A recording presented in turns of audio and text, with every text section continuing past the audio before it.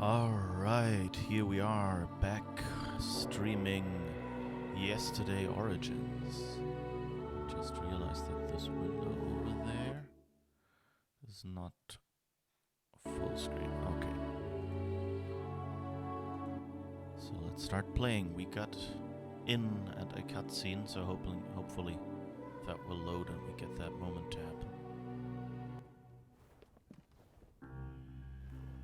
Poor Ronald. Goodbye, my dear gardener. You had wonderful green fingers. He cried blood when he started reading it, just like you said he would. Hi, honey. Mr. Yesterday!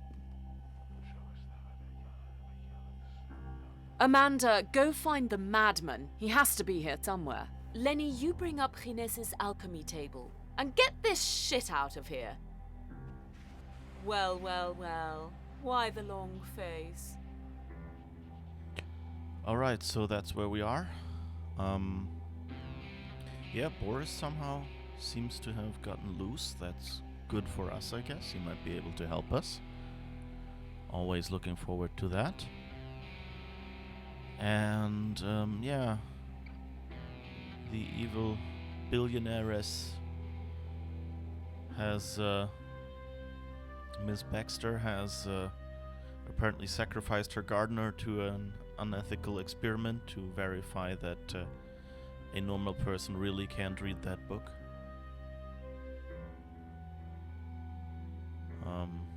Which is not very nice. And Gines asked us to help him die, which I'm wondering, so she's probably interested in the power in the book. That's probably the only reason she's helping. So she may want to become immortal like Gines has. Although, hopefully, die right away. So she won't end up like him. Just not being able to die.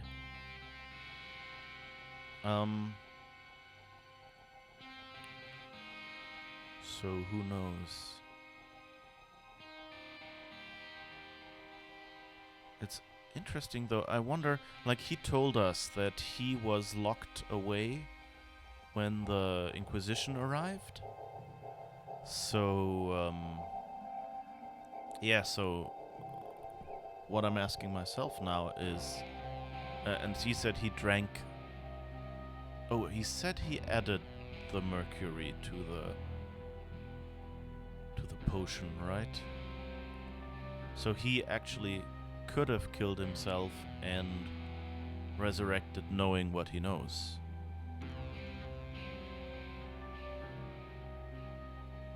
So I guess when he resurrects, he's still burnt because he didn't die soon enough and was badly hurt.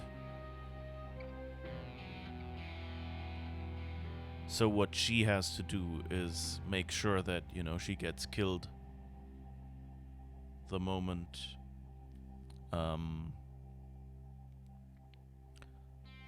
she takes this, if she's really after the potion. Also, interestingly, that raises another question, because that means, it seems torture was a required component of the ritual. Like bringing them close to death or something like that.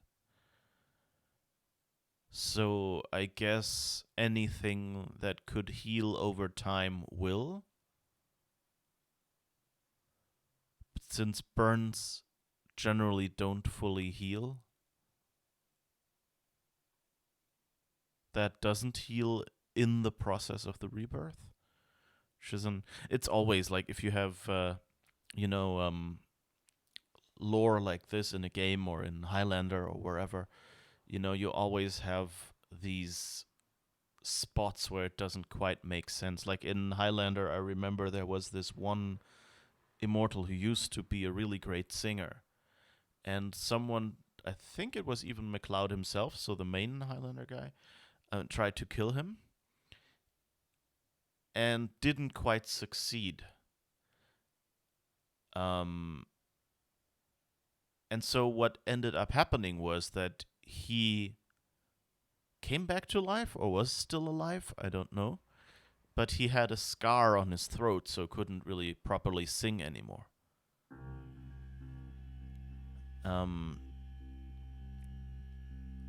And so that was his, reason for seeking revenge, and the whole thing that kicked off one episode.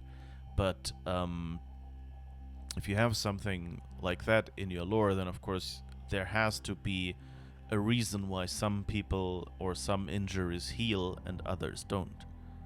Like, will an arm grow back or will it not? Things like that. And that's of course the same problem here. Like, we see him becoming young again, and we see him, like, the scar on his hand is still the same, but why doesn't he have torture wounds when he comes back?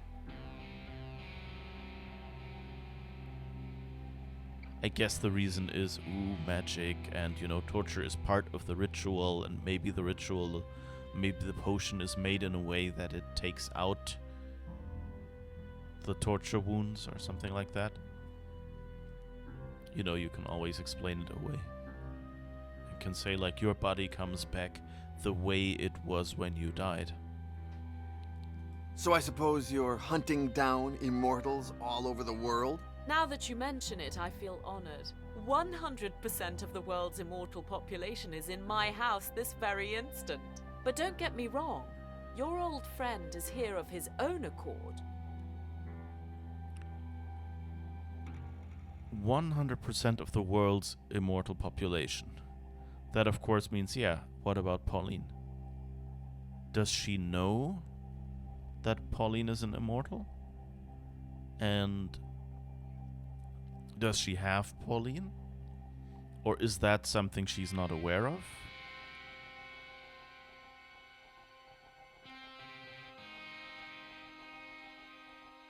Or does she just say, well, it's Johnny and it's Gines?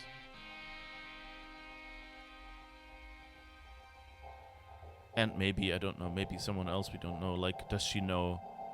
Like, that's the ending of the previous game, one possible ending is Henry. So the question is Henry here as well? Will he show up? Or, do they just not mention him and you can, in your head, assume Henry is here as well, maybe? Or she doesn't know about Henry, he's still locked away. Lots of different things that may have happened. What did you do to Boris? What did we do? What did you do? Lenny just told me he disappeared. Don't try to fool me. Where is he? Gines, is there anything you didn't tell me about Vulcan? Does he have any powers we might not know of? I hope not, Little Vic. Little Vic? Don't act surprised, Mr. Yesterday. I've known Father Gines for a long time, ever since I found him in that nursing home.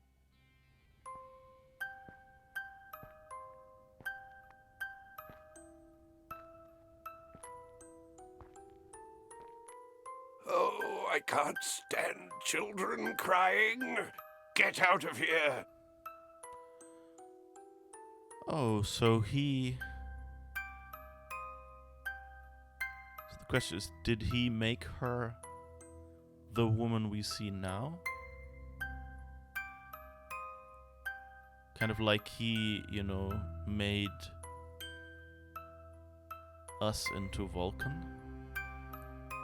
Into a torturer, which wasn't really how we started out, I think. And the thick plottons, yes. Hi, Ada, by the way. I don't think I said hi. How's your week gone? I hope you had a good weekend so far. I've had some fun. I just wrote some little code on the side and was like flummoxed by a bug and then managed to find it like 5 minutes before the stream starts, so that was good. Because I now go like, oh, I'm looking forward to going back to the code and doing some more on that. Good weekend, just a bit hot. Yeah, same here.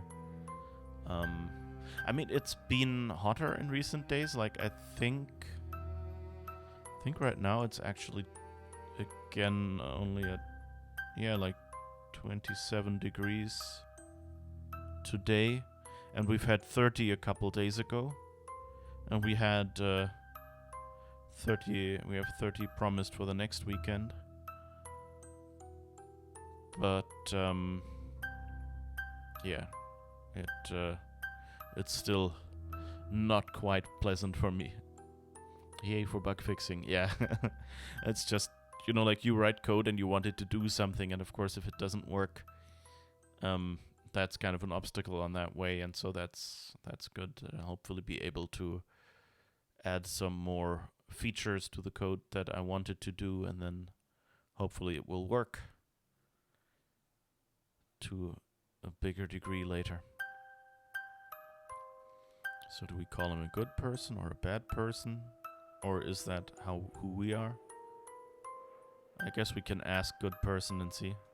Is that because you can't stand to see children suffer? Let's just say that I was good at ending their suffering back in the day.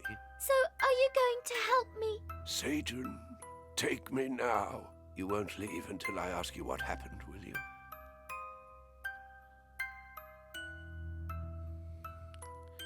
It's a little bit of a weird scene here, like that they only have him at the window. And I mean, they say it's a nursing home, and I guess they just, like saved a lot of work on the NPCs and gave it a little more of a, like it's an unobserved moment, I guess. But, like if she's a runaway, what is she doing in a nursing home? They told me my granddad's here, but I can't find him. I entered the first nursing home I found. I guess it never occurred to me that there could be more than one, nor that my grandfather was in the most expensive one in London. Oh.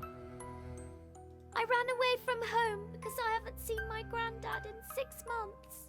Ah, well, I didn't even get to meet mine.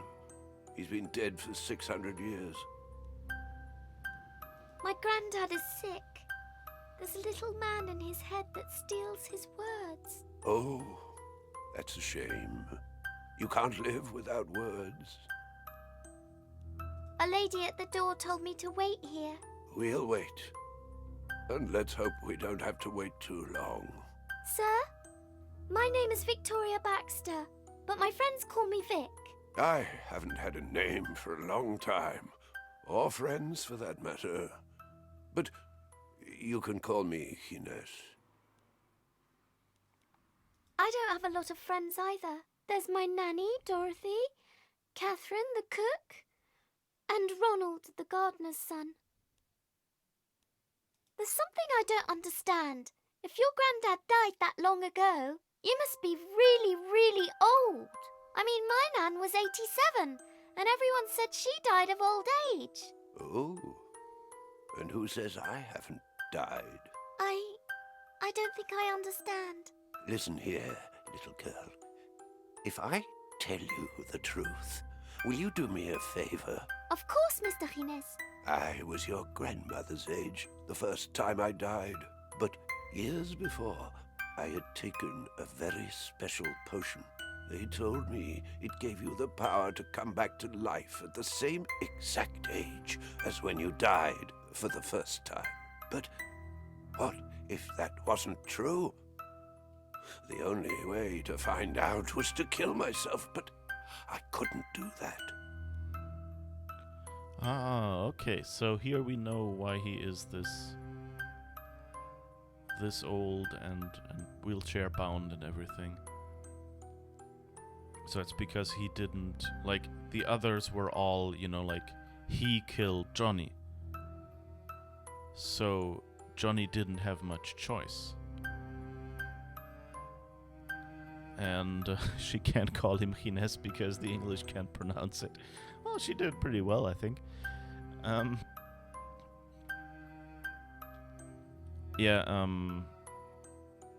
So that's what we've learned now. That's why he's so old and decrepit, is that he, of course, had the choice whether to die or not, and since he wasn't sure whether it would actually work, he didn't like force it. I guess he didn't. Yeah, he didn't see Johnny come back, did he? Because they were interrupted and he hid in the secret compartment. So he just didn't know. Like, he wasn't even sure whether Johnny was still alive. Or Vulcan. So yeah, there's that. Okay, that explains that. So he wasn't sure because he hadn't seen the end of the experiment, and now when he came back, then of course he came back just as old as he was back then. And didn't you have any friends who could help you? I had 2 good friends, Ursus and Vulcan. They were like my children. Ursus died in a fire. As for Vulcan, I lost his track. I spent decades searching for him, because only he could confirm if the powers of the potion were real. Yeah, okay. You could have looked up that potion in an encyclopedia. There weren't any encyclopedias back then. Although, there was a book that mentioned the potion, but I never found it again. Okay, yeah, he didn't find the book, of course. Because the cult of Iago hid it away. Doctors know about these things. Did you ever ask them? I couldn't ask anyone. I'd done bad things. I was a fugitive. I searched for decades in vain until I died of old age. As old as I am now. Every few weeks I die and I come back to life. And I can't walk.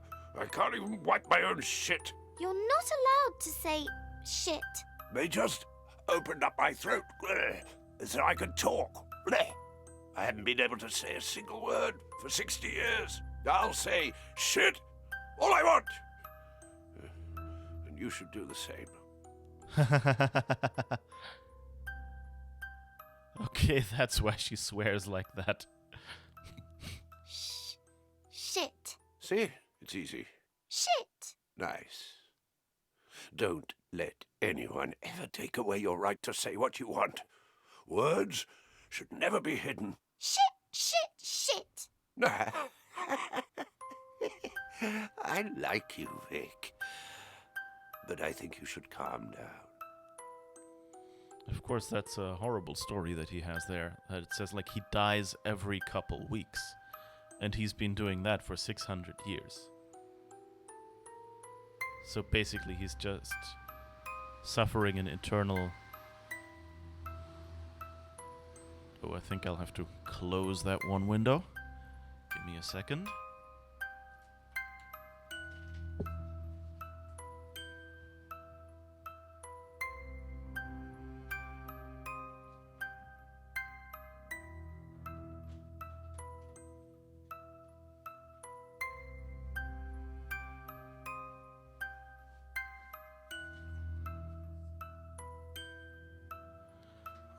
Right. Where were we? Yeah. So he keeps dying. He's the devil worshipper. Did he expect a happy end with rainbows and flowers? Well, you know, they don't say that. You know, people who make deals with the devil. You know, like people who help him. Maybe they get a good end. Who knows? It's just most of the stories are about people who try to cheat in some way. And I mean, this book didn't really say there was any downside, I guess. I don't know. Yeah, but you're right. Yeah, he's a devil worshipper. Did he expect a happy end with rainbows and flowers? Is a good question.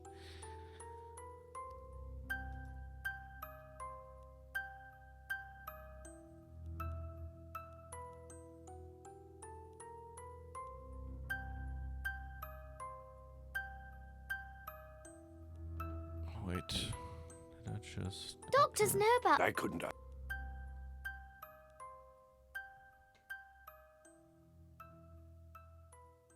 Okay, I guess. Ah, okay.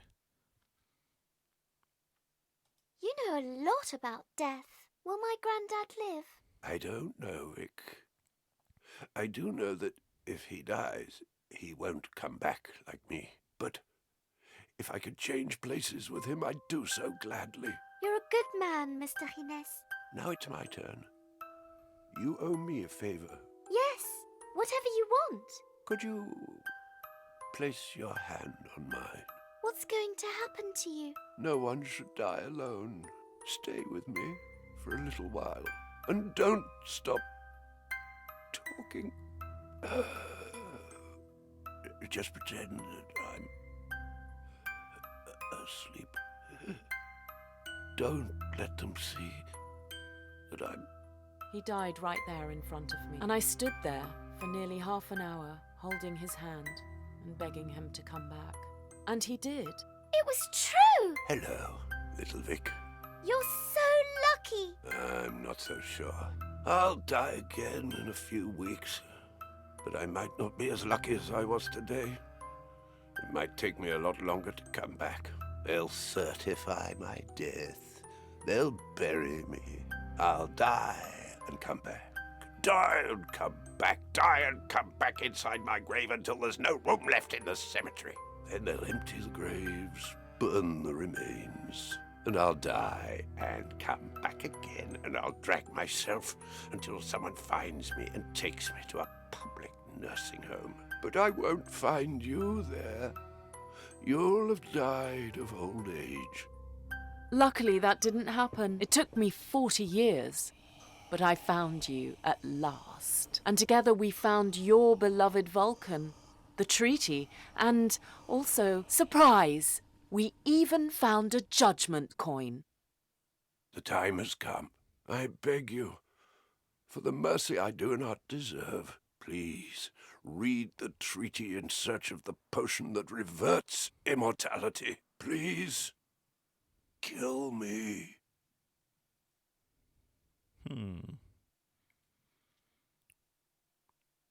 Whose side am I on?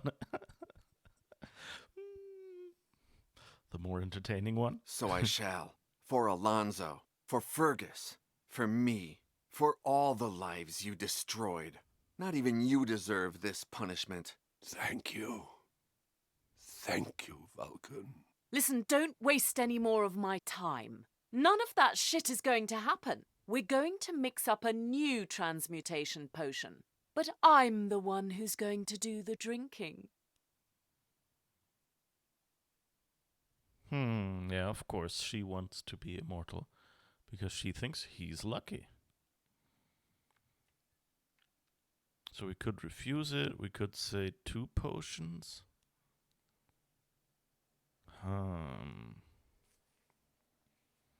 What do we want to decide?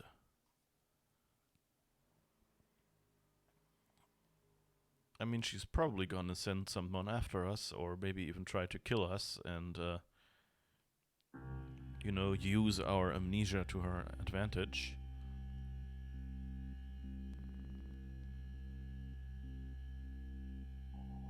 Did we ever ask about Pauline? I think they didn't give us the choice, right? Because we went right into the flashback. So we don't even know if she has Pauline.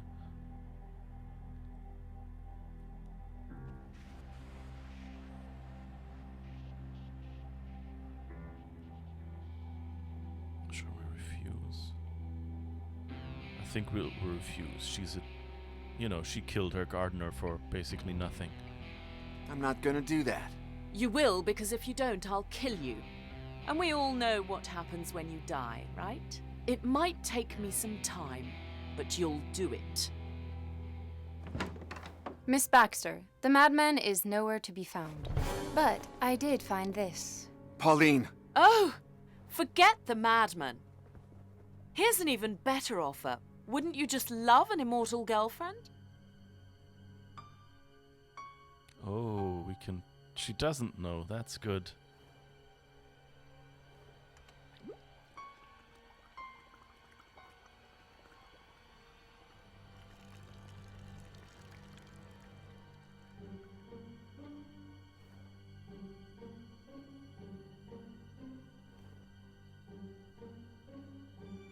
I'll come back, John.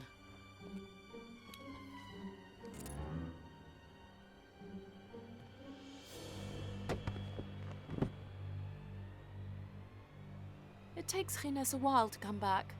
What about her?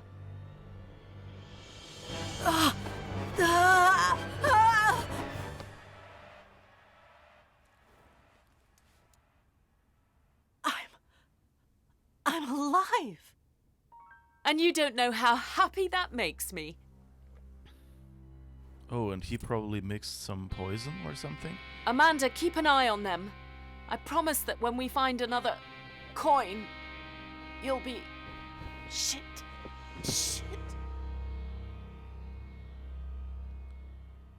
I mean, he can mix something that he knows is poison, right? Because she already is immortal.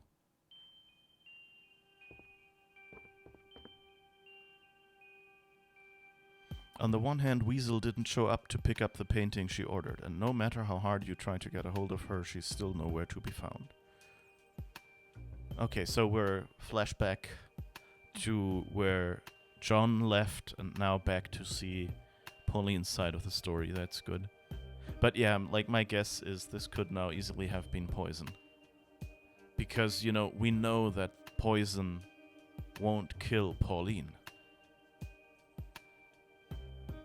And Pauline is already immortal, so it will look like it worked. On the other hand,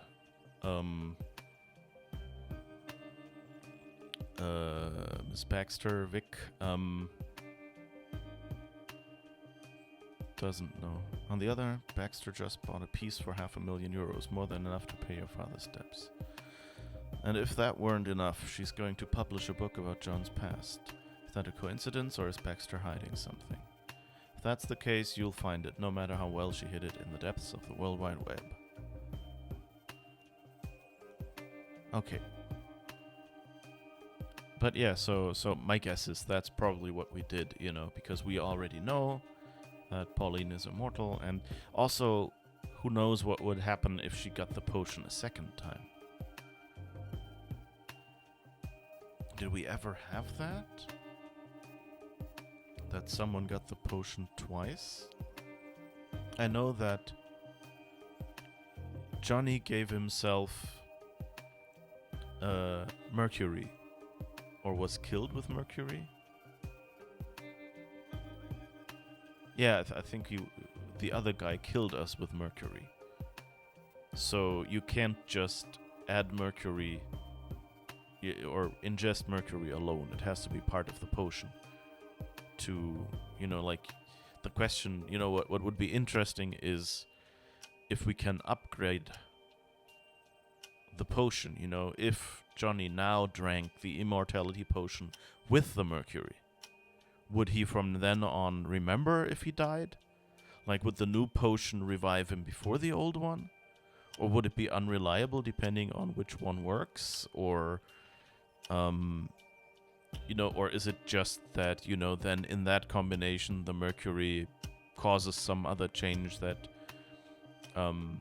you know, and the rest of the potion just does the same thing it did before, which, you know, isn't needed anymore. So that would be interesting. Alright, let's look for Weasel first. I hope they won't let us do that. You try her email, phone, and even KU7, but Weasel is nowhere to be found. What's a KU7? We're all hackers here, so we don't need to explain what KU7 is, right? Whatever, okay, sure. Just like Baxter said, the card she gave John is activated. Okay, so we have a phone number. You guess it must be connected to a private server from which Baxter controls the contact information that should show up. But if Baxter can load information on that card, you can download it.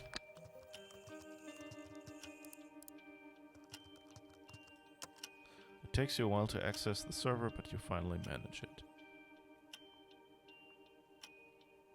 Also, I guess the assumption is that the card is somehow connected to, you know, internet, cell phone network, something.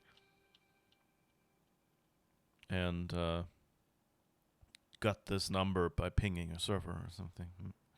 Baxter's private life is all yours. Phone numbers.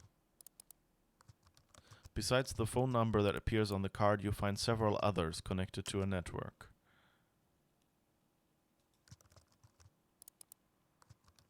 It's registered under one Ernest W. Brooke. After doing some research, you discover it's Baxter's personal assistant. This phone number is registered under Baxter's name. 2 days ago, just before John came back from talking to Baxter, a call was placed from this number to another phone in the network. 555-841-903. Okay, that's the next one. Registered under one Amanda Royce. Military intelligence. 2 days ago, just before John came back from talking to Baxter, Royce received a call from another phone in the network. Baxter's number. I wonder if we can find out somehow that Amanda cloned John's phone or something. The number is registered under Malcolm D. Wilkins, CEO of the Trebex Corporation. I think that was the book publisher, right? It looks like he talks to Baxter almost every day.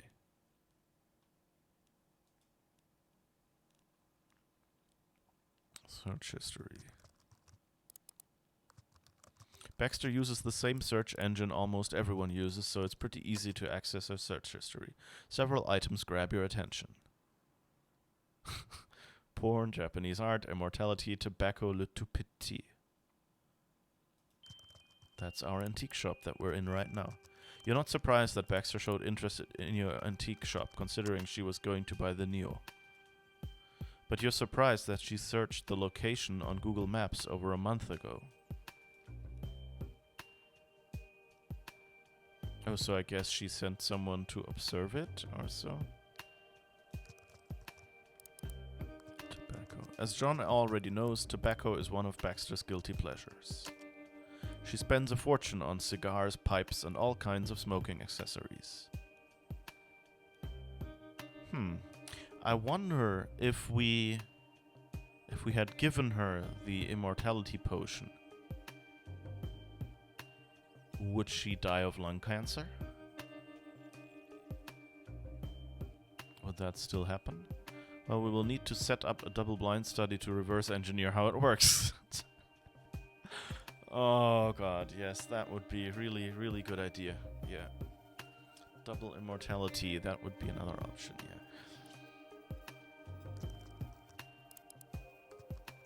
Here are some of the search terms most used by Baxter. Immortality, Transmutation, Order of the Flesh, Ginés de Orduña, Judgment Coin, Miguel de Fuentenegra, St. Fergus of Inverloch. So that's the church, and Miguel is Johnny, and Judgment Coin, of course, is an ingredient. And Ginés is the head of the Order of the Flesh, and Transmutation is what they do, so she knows. Interesting, right? Japanese art. It seems that Baxter's love for Japanese art is not a lie. She spends several hours a day chasing down collector's items on the net.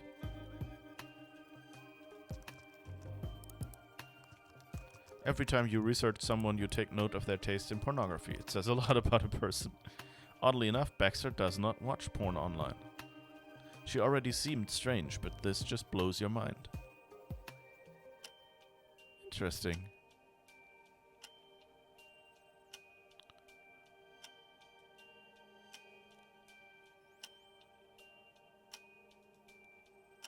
Anything left? Auction. Ah, now a new item.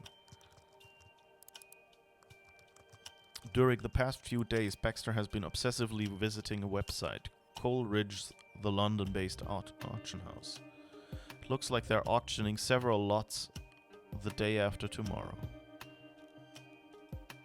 One, a gladiator helmet, club and shield from the 1st century AD, found near Turin.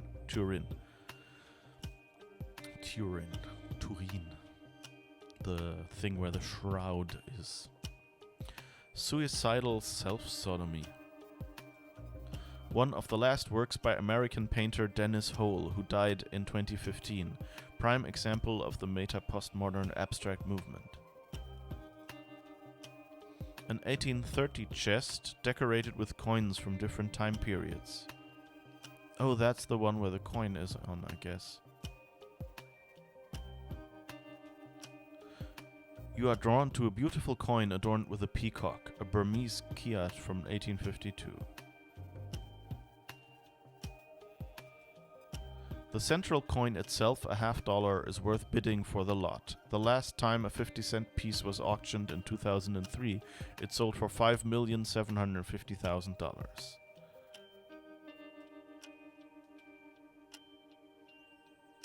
Oh, yeah, okay. Wait, can we go out here again? Yeah. Hey, are you sure you're not missing something? Yes, I am. I just want to look at the last one first. You can't believe your eyes. Is that what you think it is?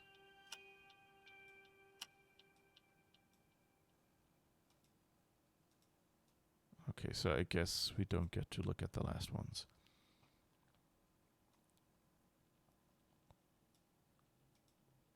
Wait a second. That can't be a mere coincidence. The very coin John needs to cure his immortality-induced amnesia. A prop ring used in the filming of that famous fantasy trilogy made in New Zealand that I don't even have to name.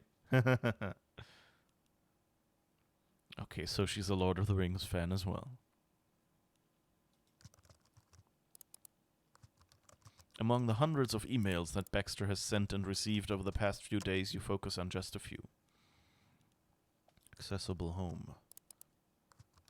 An email sent from Pas de Barrière FR informs Baxter that her new mansion in Paris will be fully accessible by wheelchair in less than a month.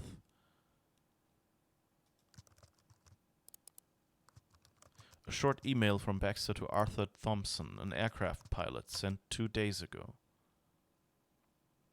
Aircraft pilot? It asks him to prepare a private jet in order to travel to London today in a few hours. It's perfectly clear. Baxter is pursuing immortality and using you both. She plans to travel to London to get a hand on those judgment coins. So what are you going to do?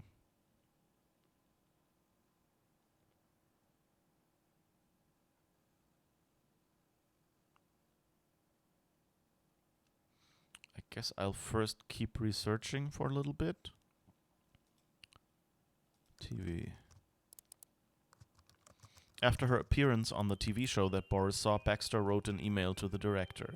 The host reeks. I want her fired. Charming. Saint Eustache, the psychiatric hospital for the elderly located in Paris, would like to thank Baxter via email for her generous donation. Okay, so that's, I guess, where she found Ines.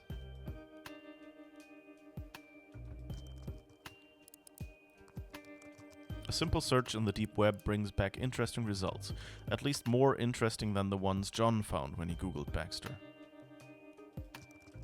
Childhood. It looks like Baxter went to some of the most elite schools in England.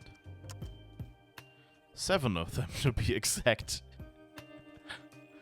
But not even her family's fortune avoided her being expelled from the first 6 due to her difficult personality. In spite of costly medical treatments, Baxter's grandfather, mother, and father all died of Alzheimer's.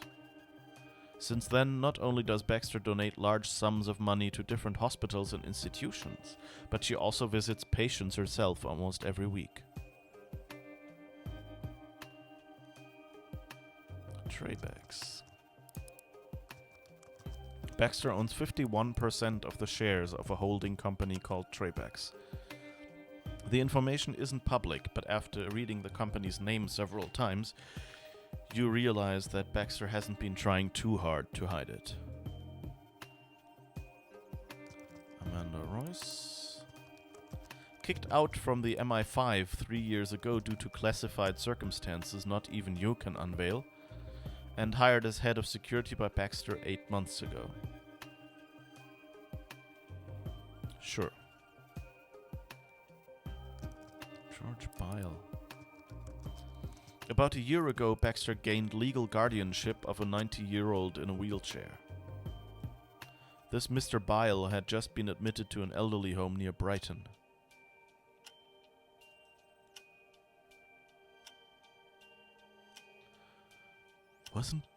Was Bile his, like, cult name? Wasn't he like, I don't know, he had like, you know, like Lord Bile or something? Wasn't that him?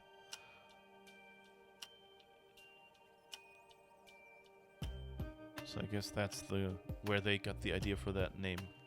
Lord Bile was his, you think so too, okay. So many decisions. Oh, that's fine. I don't think, you know, like if we warn John, probably not work, but it might screw up things. I don't know if you can actually screw up something in this game, you know? We could spy on Baxter, or we could get the coin. Can we afford the coin?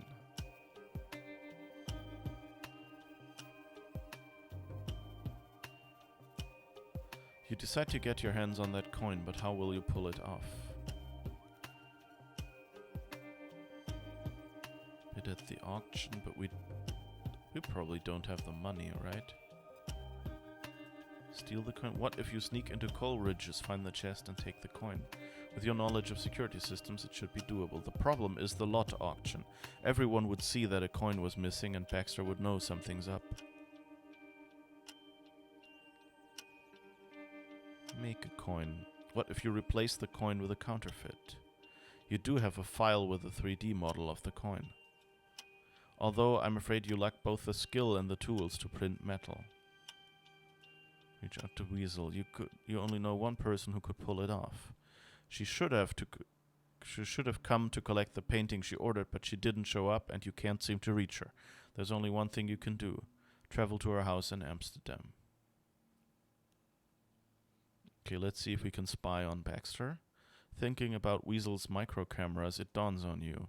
The Neo is so full of nooks and crannies that you could actually hide several micro cameras inside. It will be your first analog Trojan. Okay, Pauline, you've got a plan.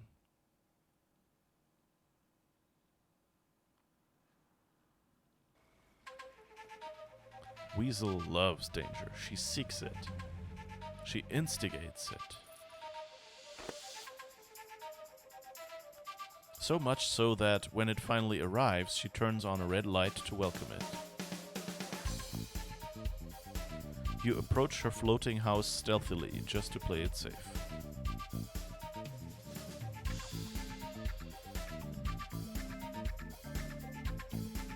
Weasel flashes that light from her secret workshop when the coast isn't clear, generally meaning cops aren't near.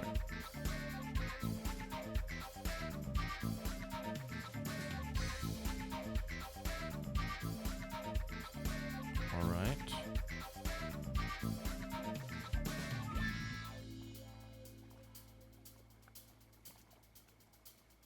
So I guess we can jump on the boat or something. Is there anything else we can do here? I don't think so.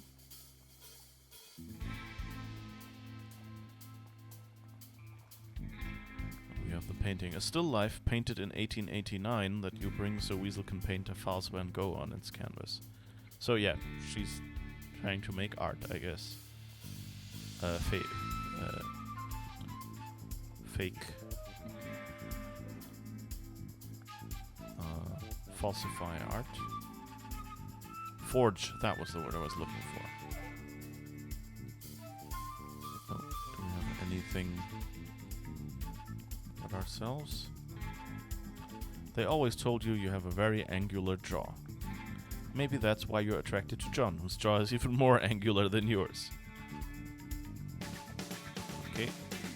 Anything else? Hello, mouse. Jeggings are the best, especially for riding on the bike. That way nothing digs in your skin. Okay. Come on. Nothing. Okay. Wait. You bought that jacket with the first illegal money you made with Weasel back when you were 18. You told your father that someone had given it to you. Okay, so I guess that's all. So at least we don't miss anything. Wait, where did the arrow go?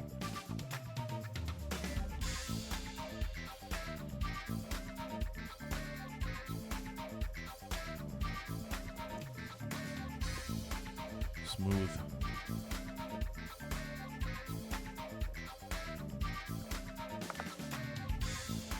The ropes cushion your fall. No one hurt you.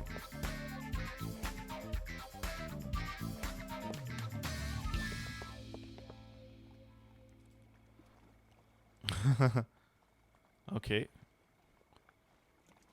We stole an emergency flotation device. There's a window. There's some paddles.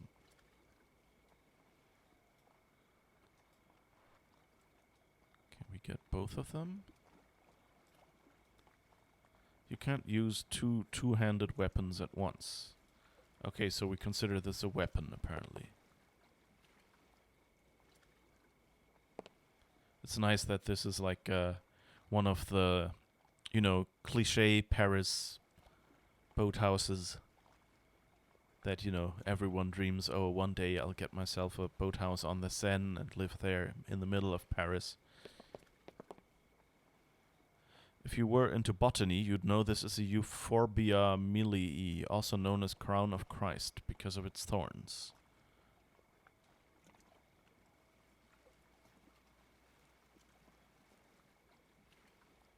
Anything we can do with it?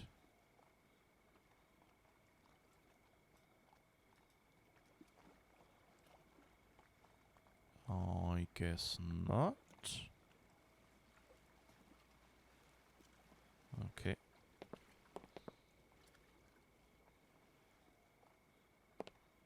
So let's see if we can see anything. Oh, wait. What does this thing do? Oh. Tape. We have tape again. We had tape in the first game.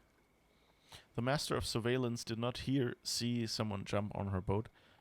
Well, no, maybe she saw her. But she knows that it's Pauline, so, it's a friend. And also, she put on that light saying, oh, there's probably police or someone here nearby, be stealthy, so it was kind of expected, I would say. They are terribly old. Okay. So I guess we're not taking rope with us.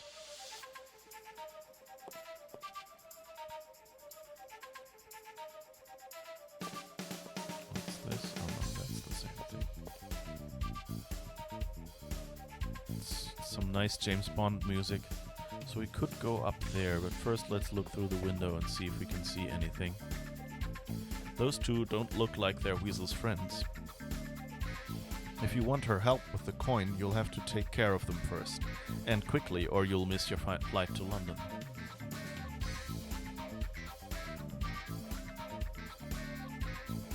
Handsome, but don't let that fool you. He's not there to give Weasel a present. He's sleeping peacefully. He must have total trust in his partner. So that's all we can do.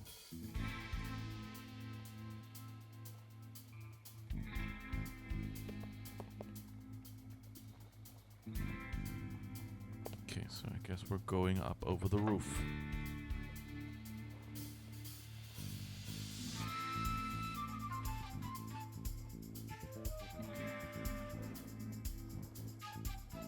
Sneak like a snake. Weasel flashes that light from her secret workshop when the coast isn't clear, generally meaning cops are near.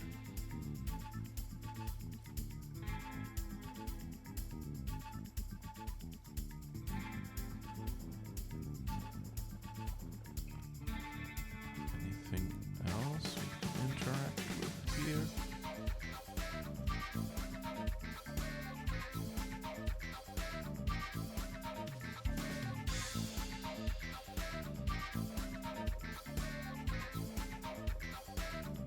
If you knock from the roof, you can take one of the thugs by surprise and from behind.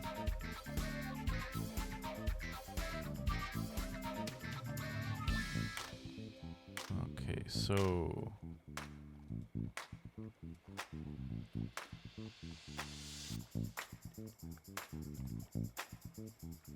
It's just a decorative object because Weasel hasn't rode in her life, but the wood is good quality.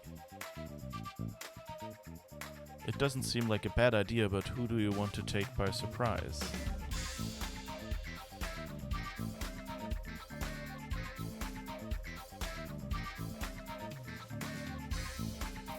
Well, the guy...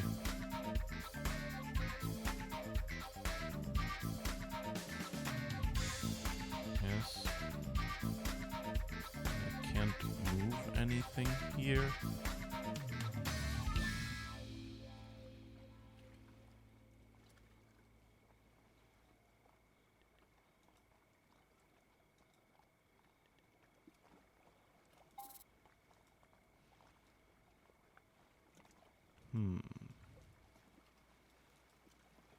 I think this is one of the UI moments. It was Choke, that is John, who taught you to swim, wasn't it? Doesn't seem like a bad idea, but who do you want to take by surprise?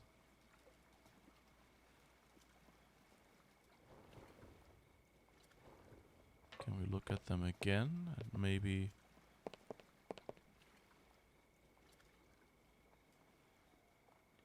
surprise him? You could knock lightly on the door and then take him by surprise from the roof, but what then? If you knock on the door while you're on the roof, you'll be able to hit him with the oar when he comes out.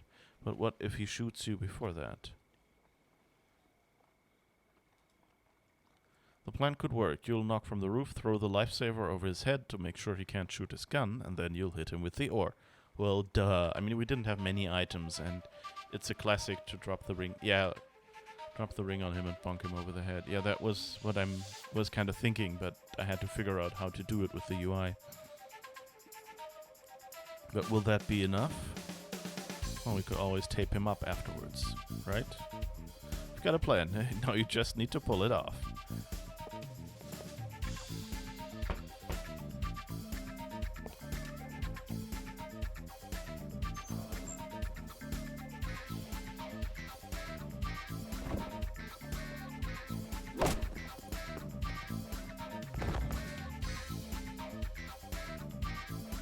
I hope you're not afraid of the dark.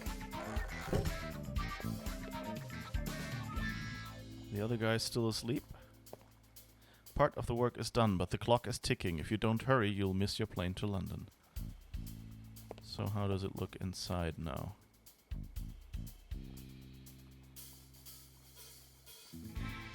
Why on earth didn't he bring his gun outside? Now it would be far too easy to take the Sleeping Beauty down. Oh, okay, but the gun is still there. He's sleeping peacefully. He must have total trust in his partner. Okay, I guess surprise him. No. I guess we'll just go back up and see what we can do.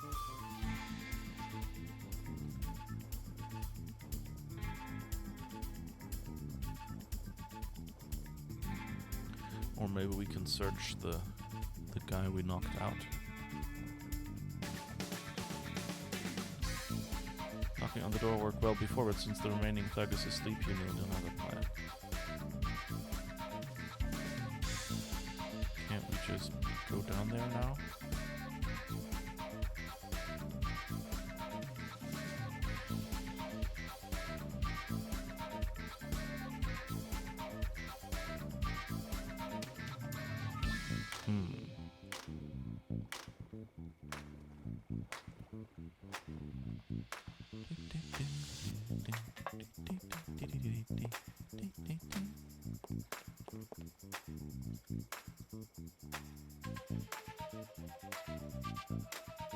Okay.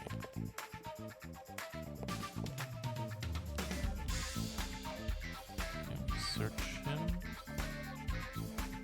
Though he's not exactly your type, the guy is kind of handsome, is he?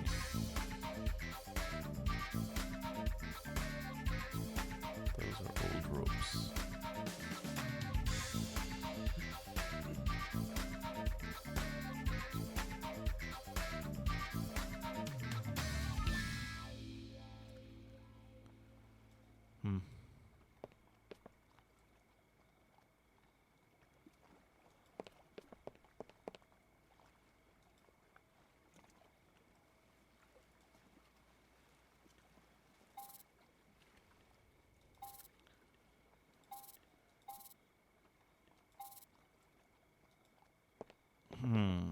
What else can we do?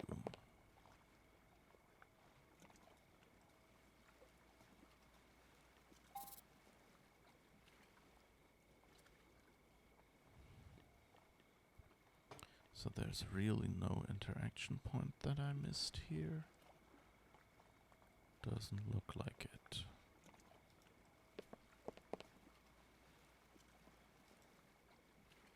Oh, there's a toolbox that I hadn't seen yet.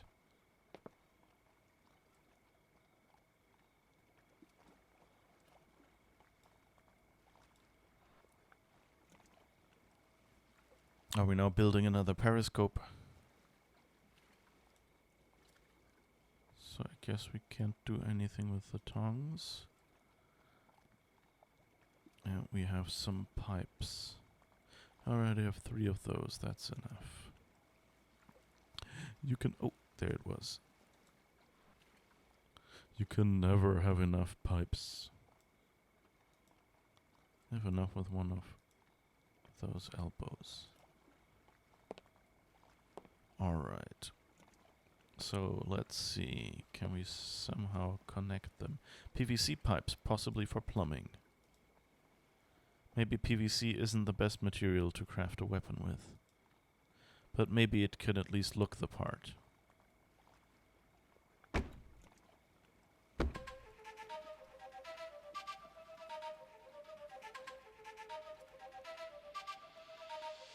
Alright. So are we going to... Alone said PVC pipe in search of a new meaning in life.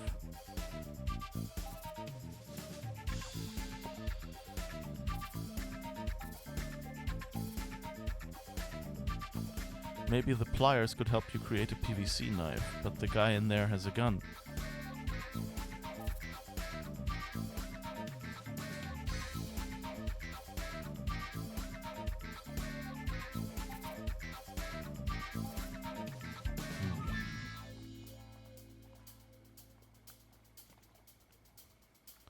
The question is, how large are these pipes?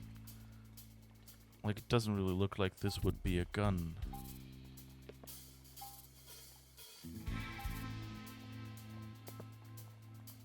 Can we... I don't think we can do anything with these cables here.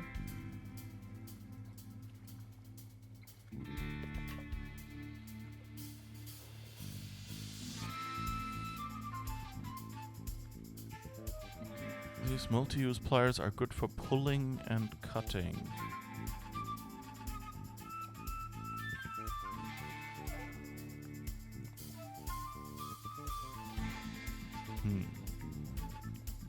Weapon forgery. What will they come up with next? Yes. Let's forge a weapon. Weasel flashes that light. Yeah, we know that.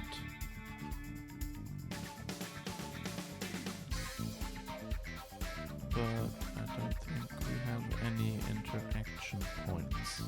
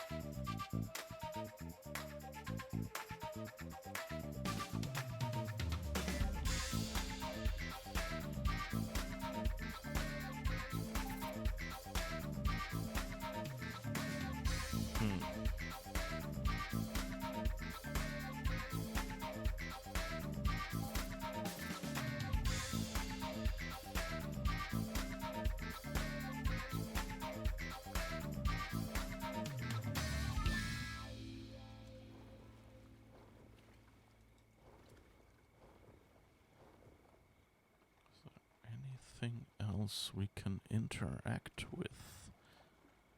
That would be useful to know.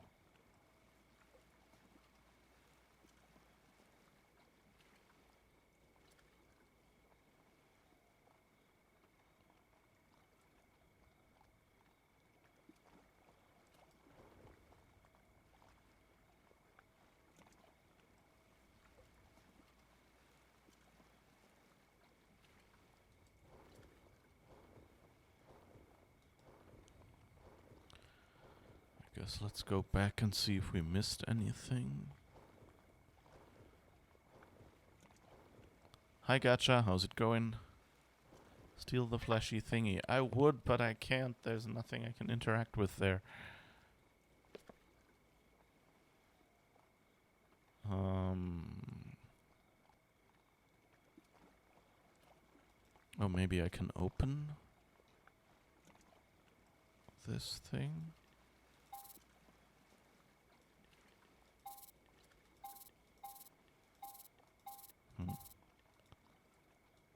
And there is no interaction with this thing on the outside. Approaching him is too risky, and if he wakes up, he'll be alerted by its partner's absence. And unfortunately for you, it means you can't use the same strategy you used with the other one.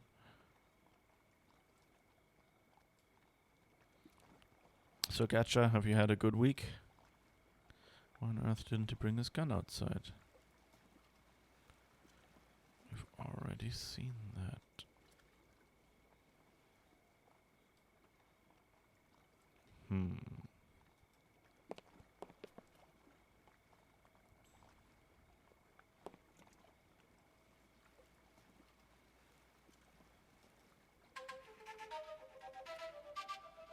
Anything else?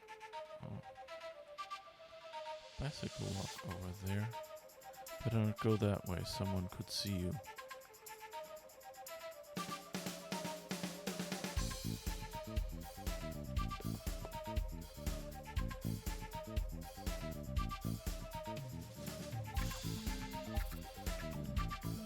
For a moment you feel like cutting the tape and freeing him. What's up with you? Maybe... you could knock him unconscious, but oh, those honey eyes.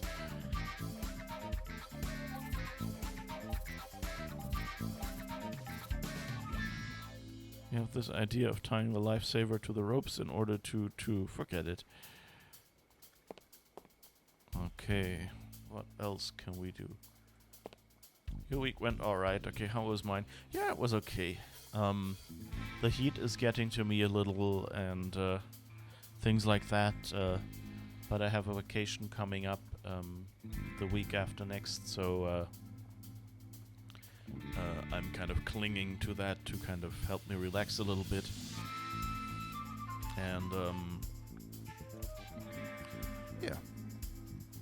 It's always better if it's hot and you don't have anything, you know, anything important to do and can just go, okay, now I can lie down and have a nap or whatever when it's needed.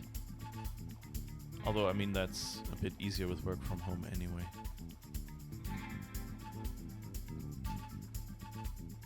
Kind of going like, did I miss anything?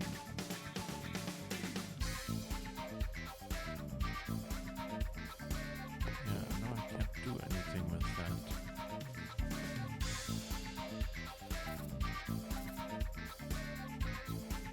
Oh, I can take thorns.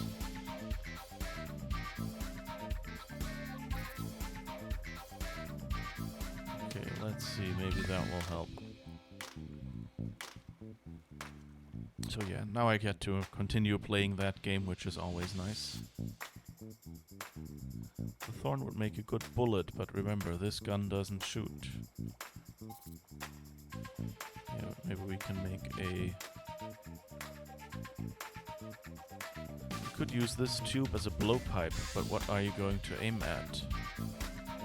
Well, duh.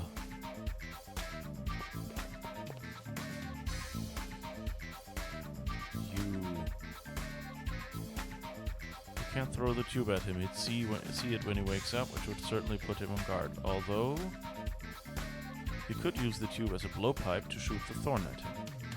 This way, he'll believe that a mosquito bit him. Then he'll see that his partner is gone and he'll come out. But what happens next? Tie him up. Oh. We threaten him with the pipe. Perfect. Let's hope this plan works as well as the last one. I'm not quite sure what plan I just agreed to, but hey, sure, let's try it. Oh, we could, maybe we use it, you know, to point like something in his back and kind of make him think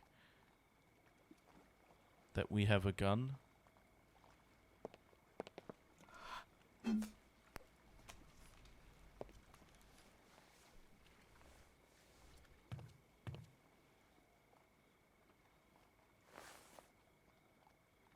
he has a gun as well. Okay. Okay, and these other pipes are a lot smaller. Okay.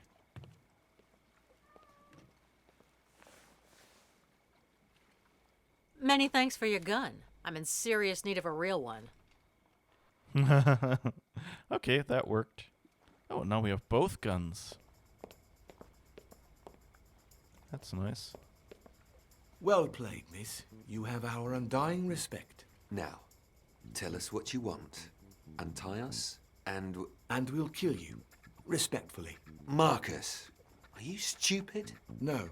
As you know, my IQ is 21 points higher than yours. I was negotiating with the miss here. She tricked us big time, so she's not stupid either, which means your negotiation is not going to fool her. I believe the point here is that our logical movement implies redirecting our bad start with the miss toward a relationship based in honesty. Holy crap. I'm all for honesty, but she starts. Thanks, Julius. First and paramount, we're here for something related to a certain post-impressionist from Zundert. Would you please be so kind to tell us where the lady of the house is? What for, if she just told you herself? Make yourself comfortable, guys. Okay. She was let in. That boat has some surprisingly low clearance. You're a mega rat. 100% mega. Come here and give me a fucking hug. Weasel! Tell me it's not you who took those two idiots down. You didn't see it? You used to have cameras. I still have them, but I was taking a nap. I was so bored, I just woke up now. What? Okay, so I guess they were her guards, or what?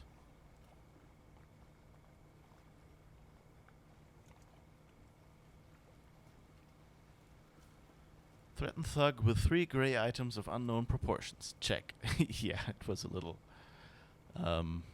yeah. A little hard to guess, like, how large each one would be. Like, it looked like the pipes were... You know, like, I expected them to be about, you know, like, wrist diameter.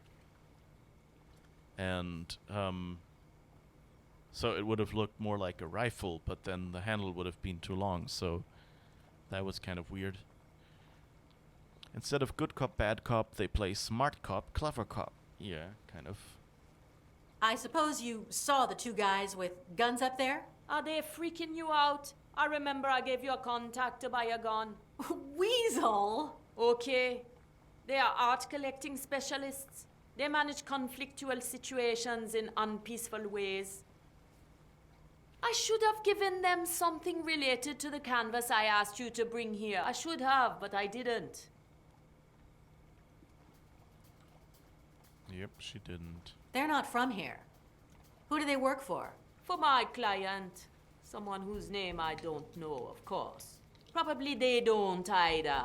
They're alive after all.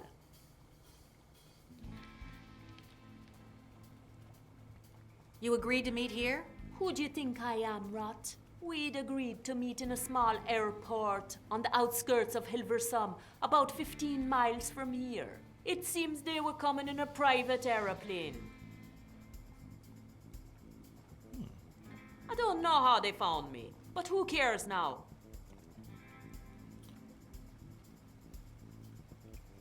Oh, so is that Baxter's plane? That will be interesting. Were you already down here when they came? Yeah, there was a macho plumber fixing the boat's pipes. I came here not to puke in his face. These two sons of bitches scared the shit out of him. Ha! He ran out of here like crazy. How long since they arrived? No idea, I just had breakfast. Early evening, I guess. I brought what you asked me for. An original by an unknown painter with the canvas and frame from the Netherlands. Would you just tell me what you want it for? In brief, I'm going to paint a new Van Gogh using your canvas and its pigments. I'll use a new forging system. 100% mega. Now I just need a subject.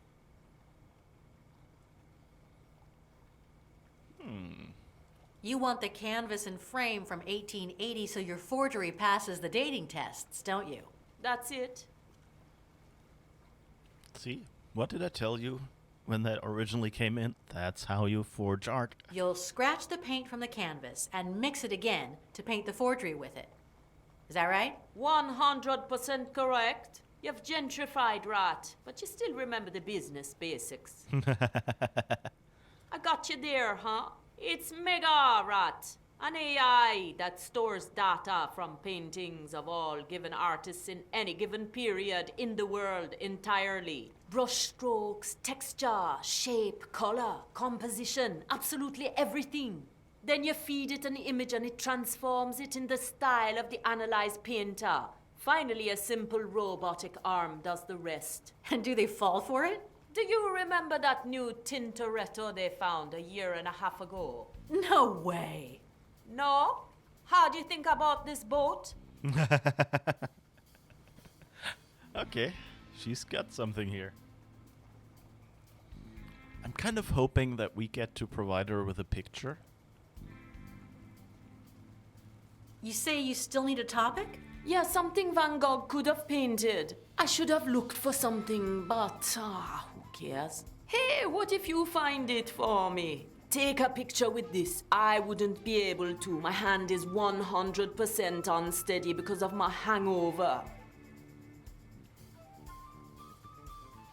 Oh, free tablet. Woo! I need friends like that.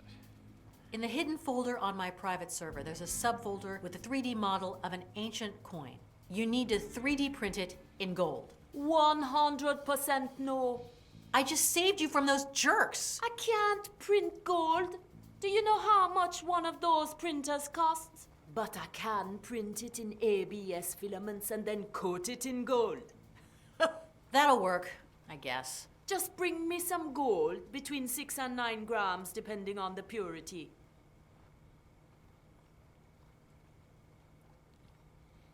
Okay. So we could make a fake coin. But the problem is, yeah, ABS filament. That's what you use for 3D printing. It seems a little weird that, you know, like, wouldn't they notice?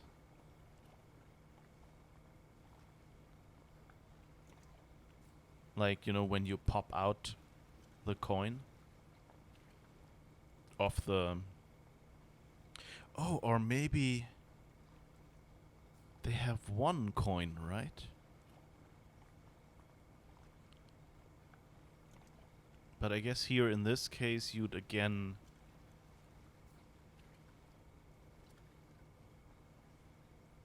need two, wouldn't you?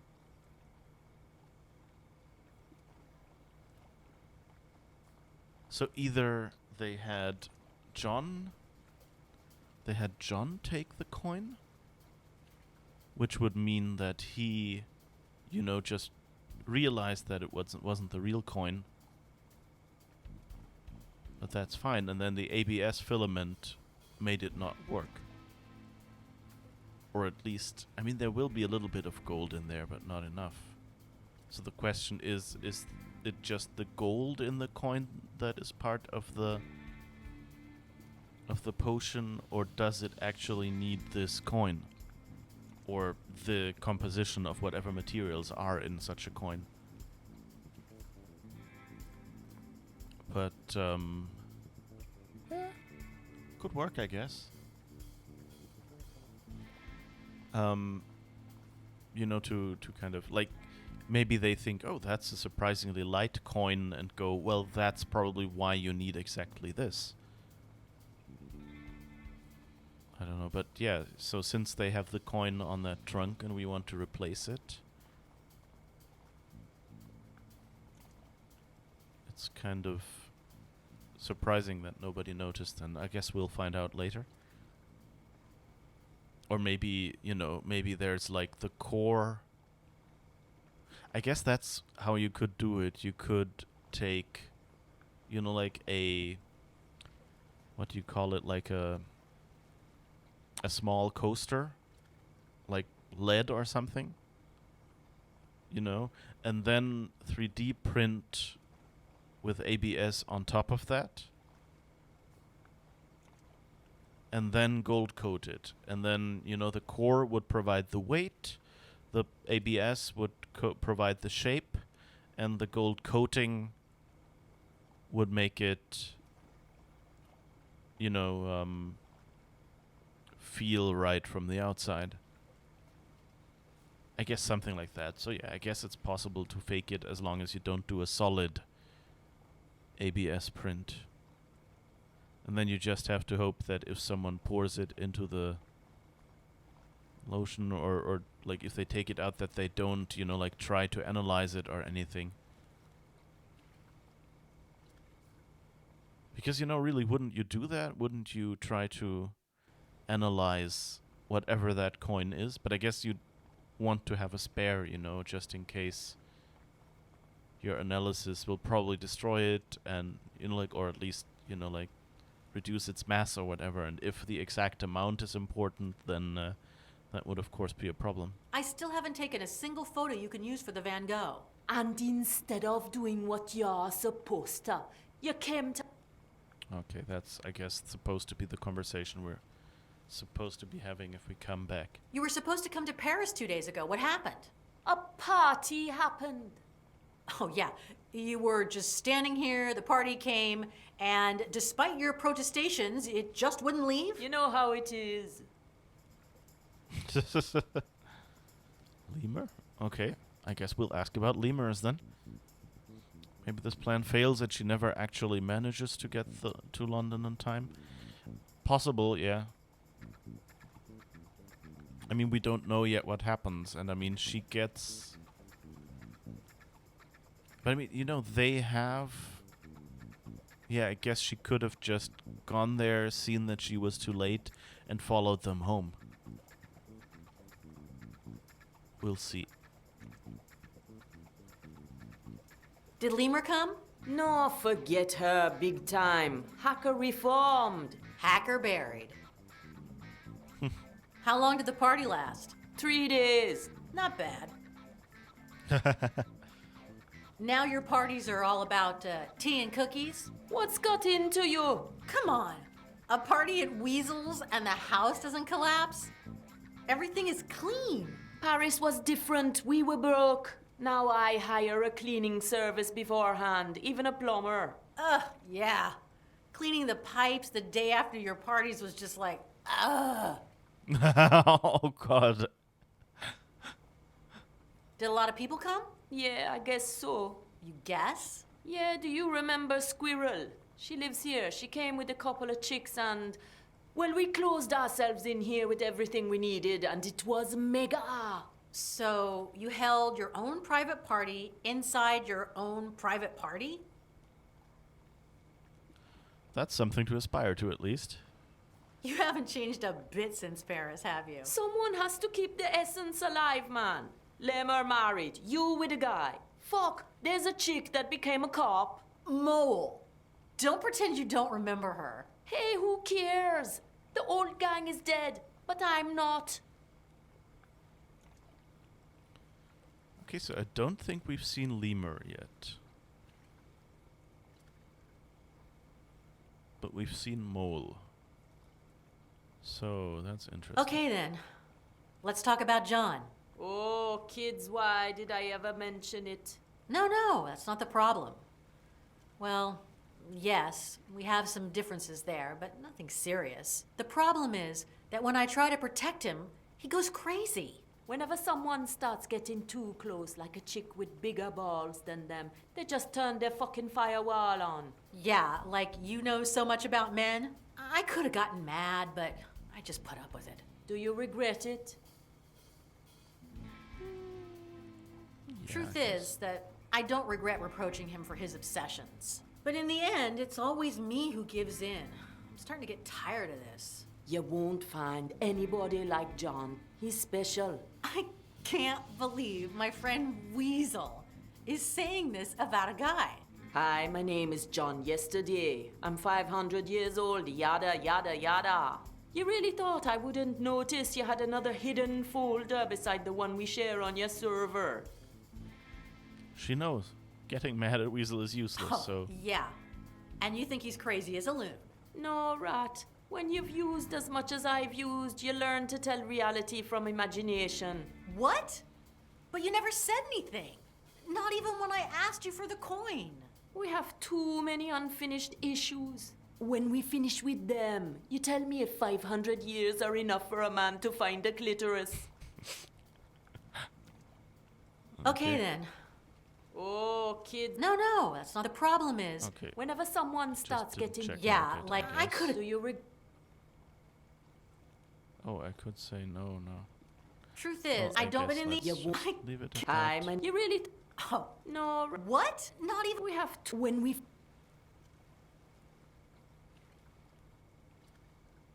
Okay then. Oh, No, the Okay, problem can't is. get whenever out, I someone guess, starts without, getting... Yeah, I could have saying gotten. you no, regret- or what? Truth is that I don't regret reproaching him for his. But I don't regret always giving in. John is. You won't find... I- Hi, man. You really... Oh, yeah. And you think. No, What? Not even. we have to... When we finish... All right. Ah, okay. Now I can get out. Okay, let's look at you. Just anything we can find out. Weasel has brown eyes, but you've only seen them once. Her collection of contact lenses is proverbial. These can be included among the few that are not scary.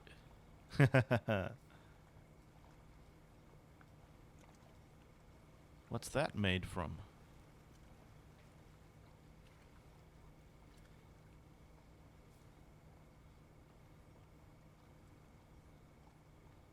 Okay. Anything else? Besides obviously visible polygons.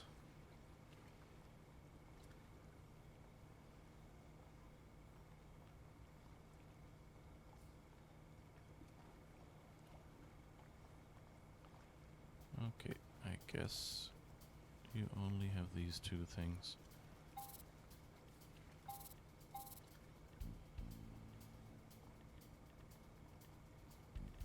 Okay, I guess we can ask her about that now. Necklace is made from gold or from gold coated ABS filament? It's a good question, yeah. No, okay.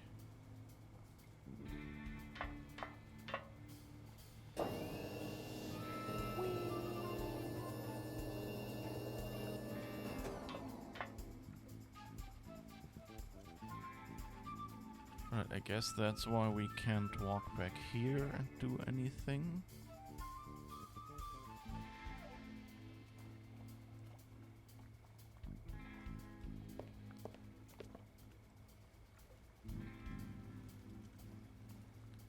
Okay, let's look at you. Fashion statement or battle wound?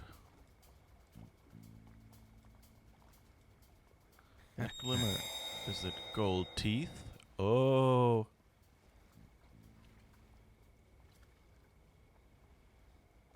Can we get his gold teeth? Silver? No, pure steel. Shame it's not gold. So I guess they expected us to find all his finery and take a while to discover his teeth.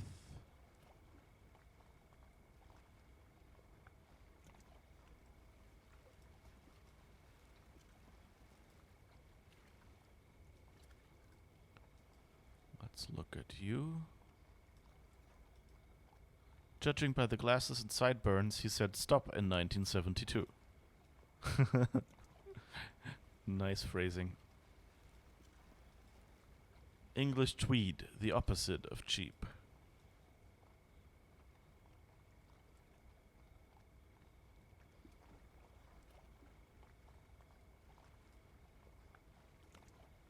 The gloves might indicate that he's more methodical than the other guy, or that he's simply the one who does all the dirty work.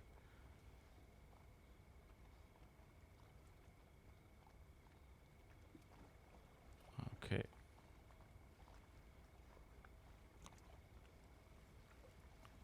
Nope.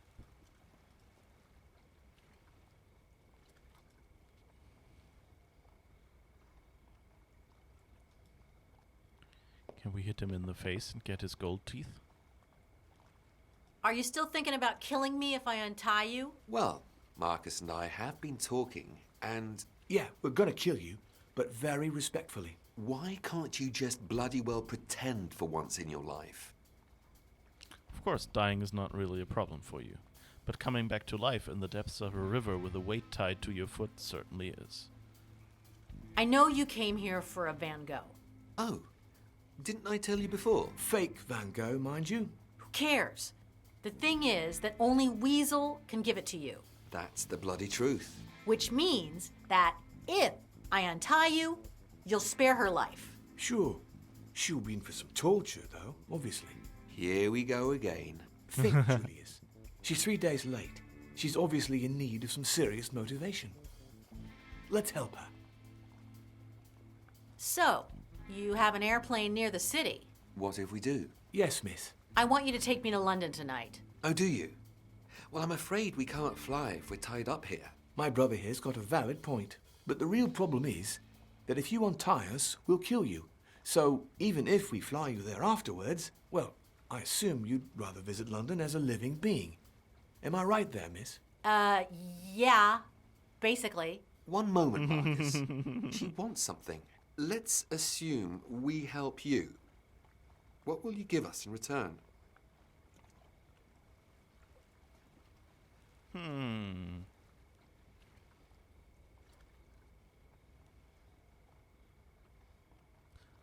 I wonder what life like. I hope it's not like, hey, I'm immortal and I can make you immortal too. That would be a silly answer that I won't want to give.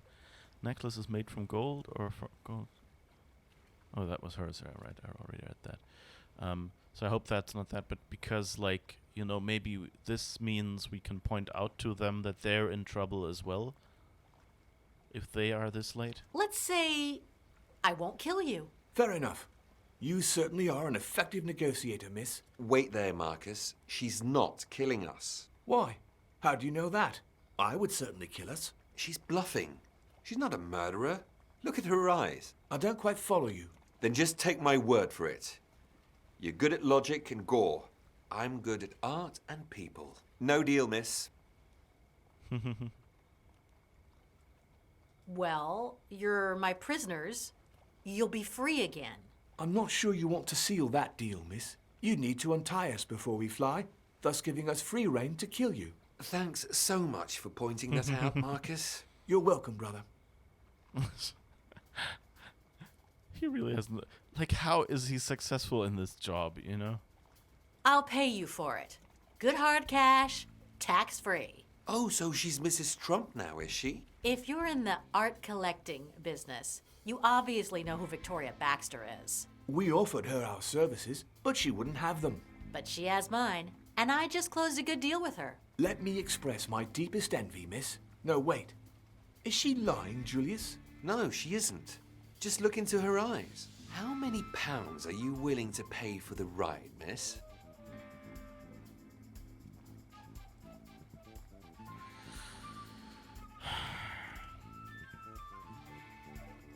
Oh, we got 60,000, right? But let's cheapskate them, maybe. What about 5,000 pounds? What about 10 times more?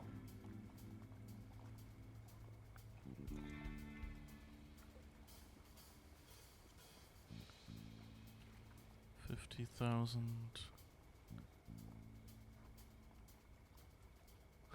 What does that even mean? Half less of what?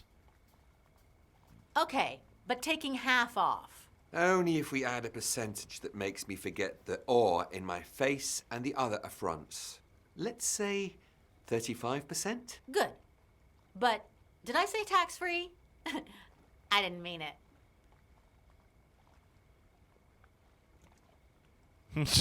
What are we doing here? French taxes, Dutch taxes, UK taxes? I have no idea. I guess French taxes? We'll apply French taxes, of course, 'cause that's where I come from. Fair is fair. Then we're set for, I'm gonna need a calculator. Oh, no, you won't. Marcus? £36,858.97. Seriously? Is it too much? I'm not gonna pay that ridiculous sum. Oh, yes, you are. What if I just don't have the money? Oh, shit. Okay, different angle. Depending on the purpose of your trip, we may reduce your plane ticket a bit. So speak up. Good. But did I say...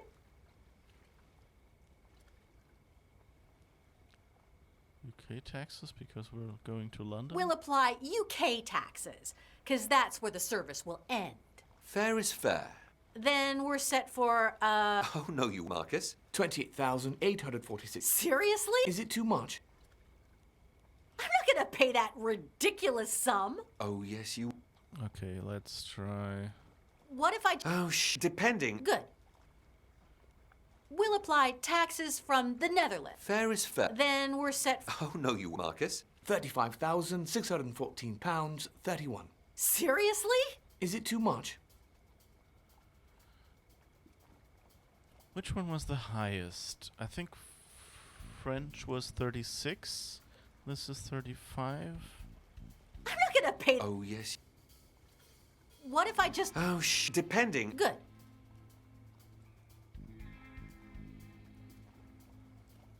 So I think French was the highest, and I think so We'll apply let's fair say then- Oh, UK, no, Marcus. 20. Seriously? Is it too 28, much? yeah. I Okay, guess it's gentlemen. fair. We... Wait. You must be really desperate. You must tell us. What for? You know Coleridge's? Like the palm of our... That's just not true. I never studied the palm of my hand by heart, nor yours. Ugh. I need to get in there. End of story. Oh, I see. And I guess you already have the key to Coleridge's door. We've been trying to get in there for months. The alarm system is just a work of genius. Not a problem. Let's say that Weasel is not the only tech-savvy girl on this boat. Julius, this could be a new beginning for us. Yeah. Well, fuck Mr. Dickhead. We could establish ourselves on our own. Okay. Let's say I believe you. If you manage to get all three of us in there, then your plane tickets are on the house. You don't? Then you pay us. Marcus? £28,846.15. Okay, gentlemen. We've got a deal.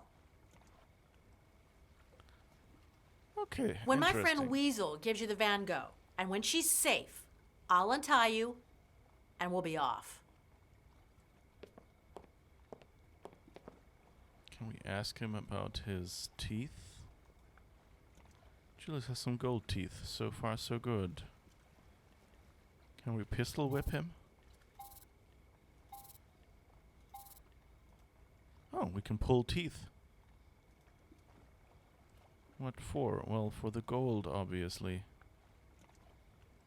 Will Julius allow you to extract his gold teeth so Weasel can coat the false coin? Hey, Julius, I see that you got some gold teeth. Yeah, but that's none of your business. Actually, they are. I need them ever so badly. No way, Jose. You don't want to do that, miss. He screamed when they removed the real ones. He screamed when they put the golden ones in. He'll surely scream if you remove them now. But don't worry, Julius. I won't use the word chicken on you. Hey, you know what? They're all yours. Go on, remove them. No, jeez.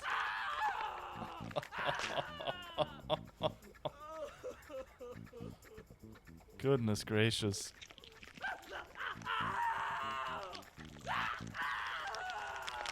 Oh my god. What is this game doing?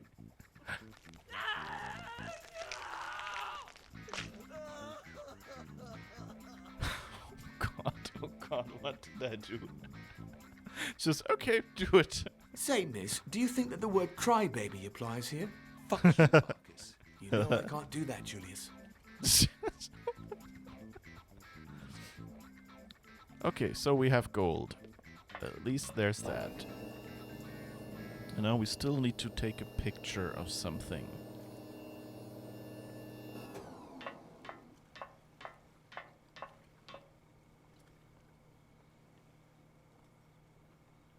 You wanted gold? You got it. Here, you are resourceful rat. Now you go chat with your pals up there before you get bored here. I'll need about 4 hours to get this done. Good thing I solved the plane thing with Julius and Marcus, because I'm not going to be on time for the flight to London. Alright, I guess nothing down here that we can deal with.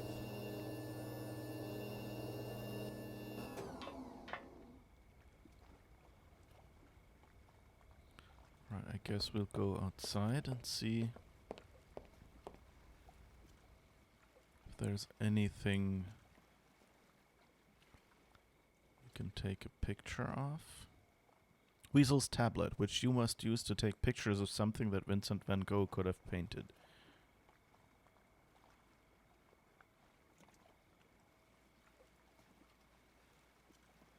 It's a nicely anonymized iPad-like device.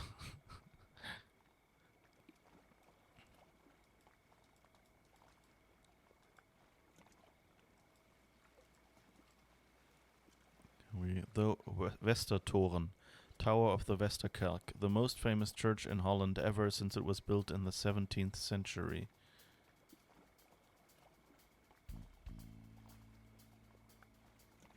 '17th century. Long enough ago. Is it older than Van Gogh? Yeah, perfect.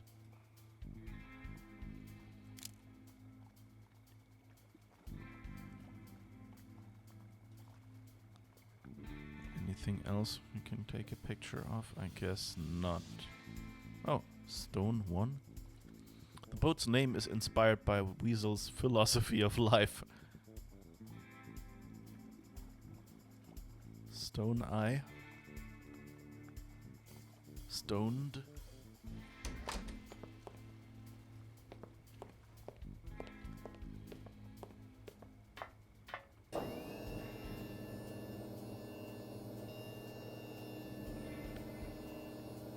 Alright, let's see if that works.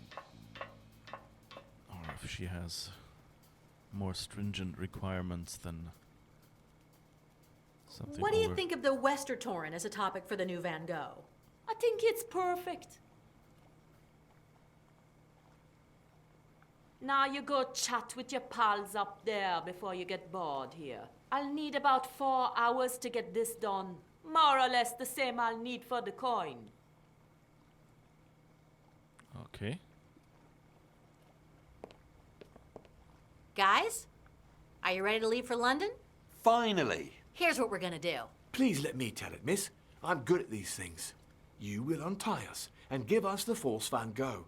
Arrangement closed. We will walk for 6 minutes to the closest taxi stand, where we'll wait between 7 and 9 minutes. We'll take off as soon as we get to the aerodrome, and you'll sleep instantly. You'll wake up when we land at Elstree Aerodrome on the outskirts of London.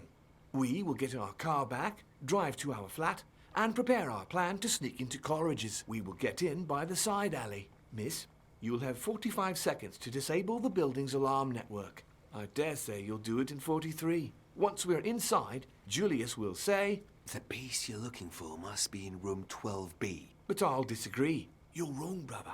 It's in 8A. I'll be right as always, and when I remind Julius of that fact, he will say, Why do you always say what I'm going to say before I can say it? and I'll answer because I'm good at recognizing patterns, and you only have a few of them. And you will say, Shh! Will you shut up and stand guard? you will extract a coin from an antique piece, then replace it with another coin, and we will run for our lives. Julius will want to celebrate, but you'll say goodbye very quickly, and you'll return to Paris to meet up with your boyfriend and probably have sex with him. But I'm not 100% sure all that is going to happen. Why does he know that she wants to replace the coin? Did they take John? There was nothing I could do. They took him on a boat, and I'm really sorry, Rat. I wish I could tell you where they are. You don't need to. Rue Saint-Lison-des-Allers, 17th. Is that in Saint-Germain-des-Prés? Yes, it's a mansion. Total snob land. If the mansion has a courtyard, it must have a sewer. And if there's a sewer, I can help you sneak in. Ooh.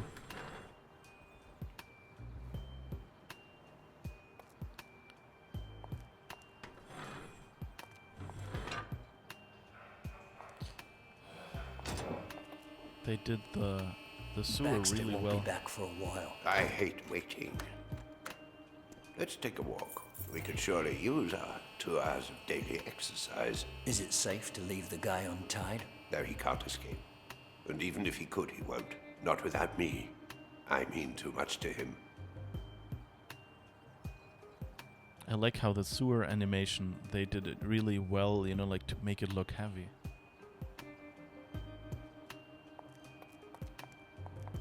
What's this? The opening in the box is big enough for you to reach out with your hand. Okay. A small box, roughly 15 by 15 by 15 inches.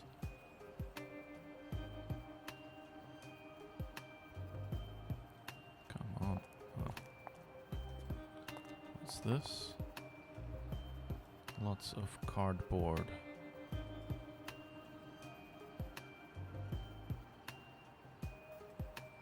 You better leave one of each size to make it less obvious.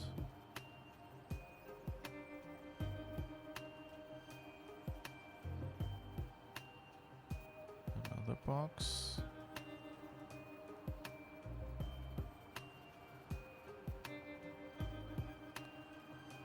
Okay, I guess we have 2 boxes.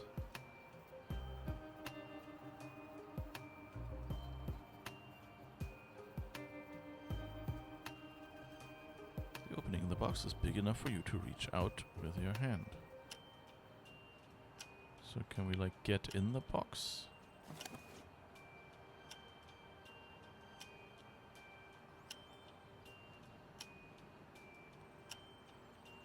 It says reach out. The question is, how big is it?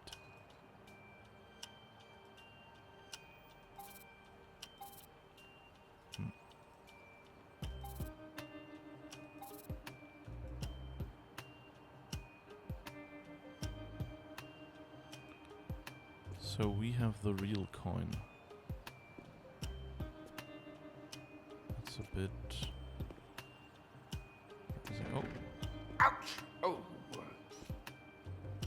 day, I will die for the last time. It seems amazing, impossible, but last.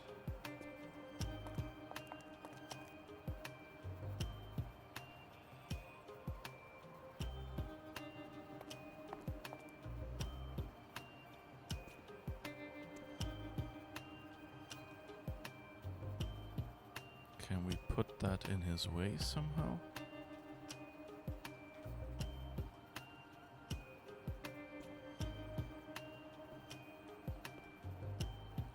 The big guy locked it, and judging by what he said, John might be in there. Can we lock pick? I don't know.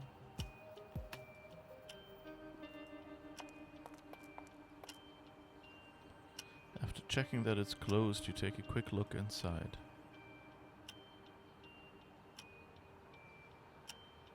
There's a staircase that goes down next to an elevator. If you break the window with that, you can say bye-bye to your stealth mission.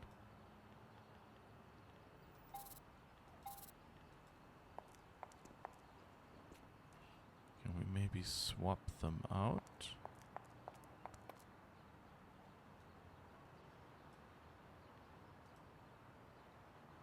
The box you're carrying is slightly larger. Ines and Lenny would surely notice the difference. You could swap the boxes, but they're both the same size.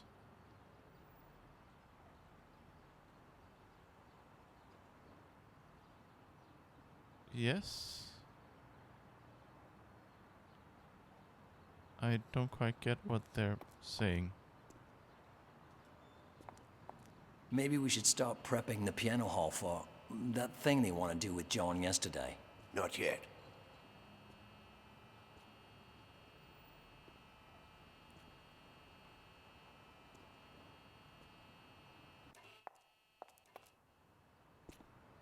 No, don't move my table yet. You can take it up when Baxter gets back. Ouch! Oh.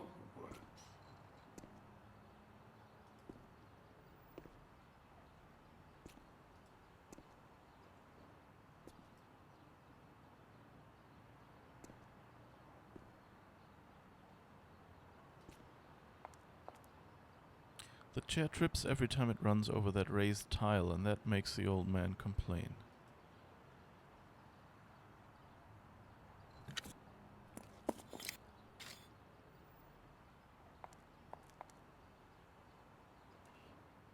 God, we're so mean. I like it.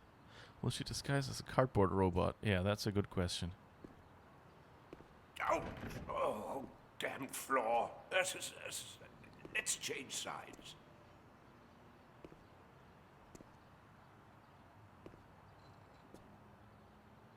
Okay. Is there anything we can do with the box?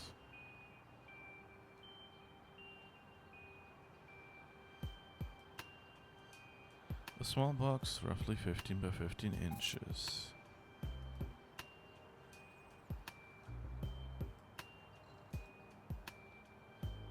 $35 You could even fit inside it.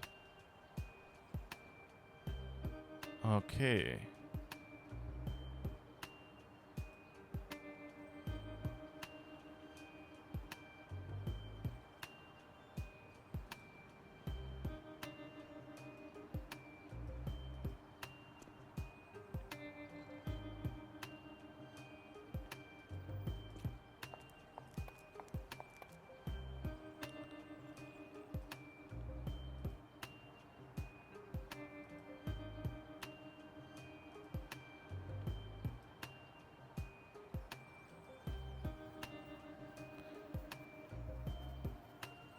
The opening in the box is big enough for you to reach out with your hand.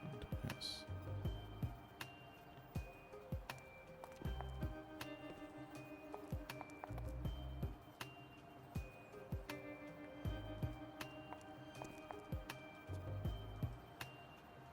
Can we maybe...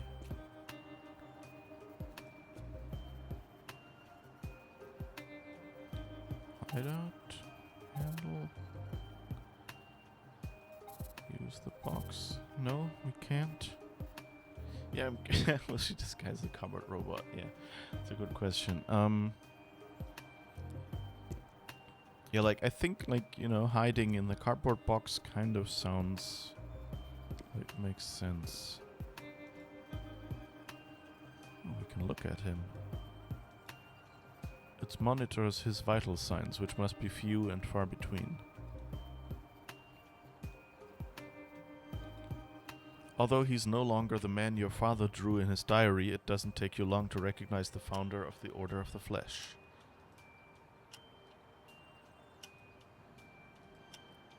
Only a nutcase would wear a symbol like that. What you don't know is that you share your life with the nutcase who forged it for him.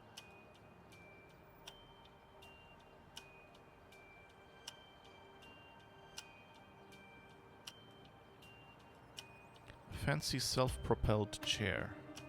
You could hack it and fill it up with dynamite so that when he pressed the button, boom, like in that TV show.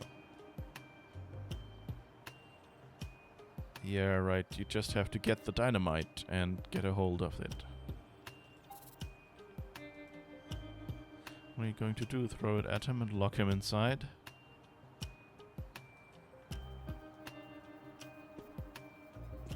Today, I will die for the last time. It seems amazing, impossible, but last.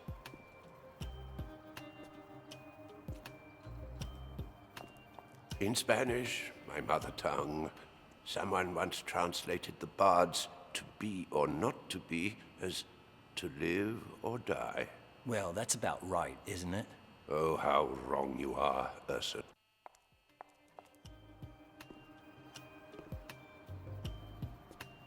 It's not about death. It's about not being. Non-existence. Can't do anything with this box, can we?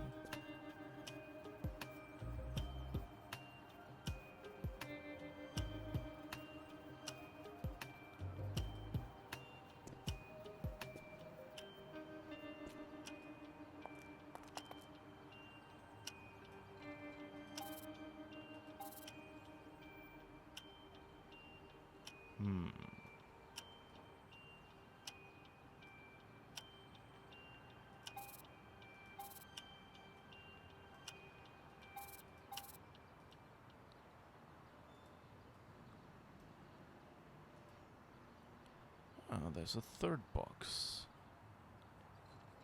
What size is this one?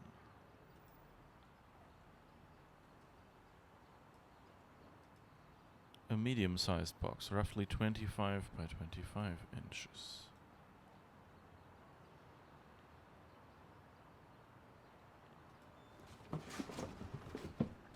Hideout, yes.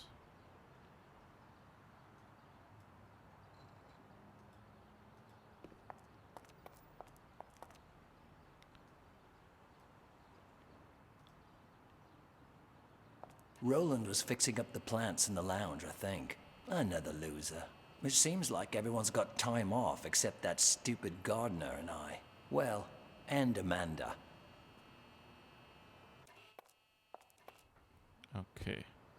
So we swapped out the boxes for a I could use medium some size. time off myself.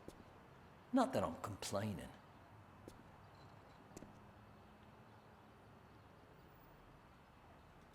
Now let's look at the other box.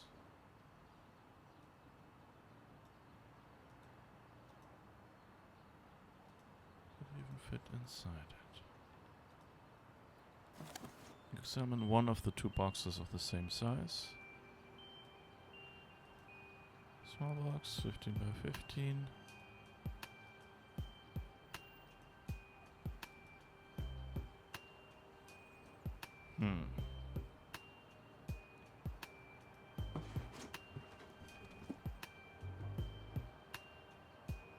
So do we want to steal something from someone?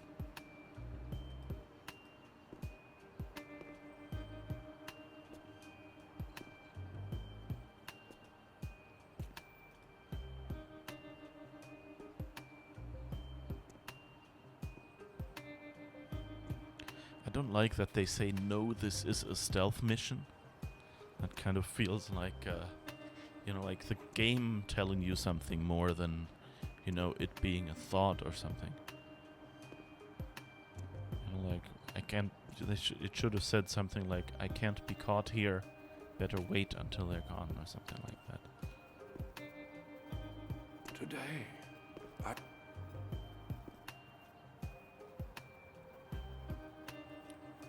We can look at him. He doesn't seem like a bad guy. You wonder what leads anyone to work for people like Baxter.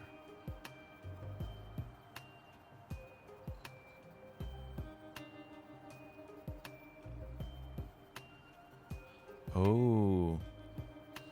Now I know why we made them switch sides. The rope is tied to the key he put in his pocket after closing the door. So now we're gonna hide in a box and steal his key. Yes.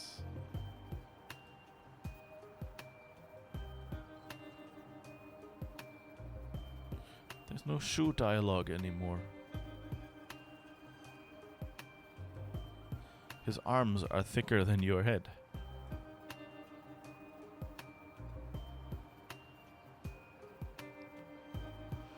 Alright. So let's go hide out. Because of key. Hello? Can't I?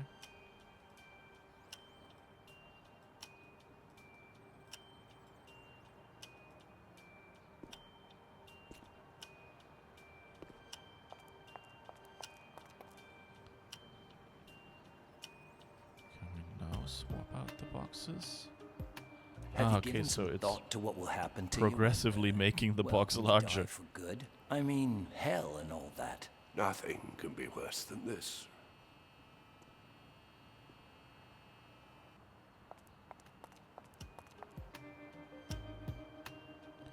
Nothing can be worse than this, I guess. Why did my screen just go black? Will it come back?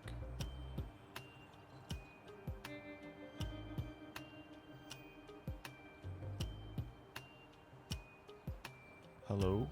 Game?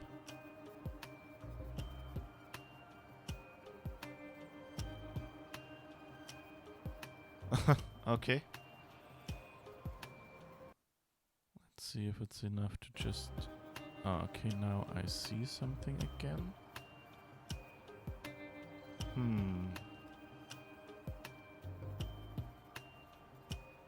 Nope. Nothing doing.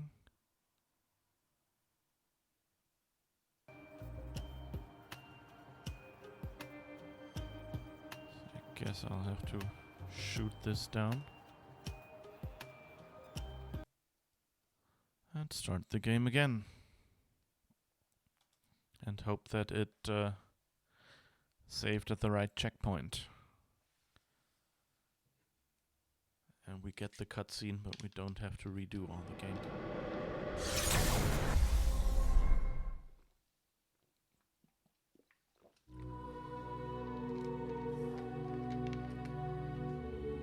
Maybe it's black because it's dark inside the box. Yeah, that's what I thought at first as well. That maybe it turns black and then we'll see, like something opening in the box. But it didn't seem like that. I would have expected, at least a cursor or some, indication of the box at some point.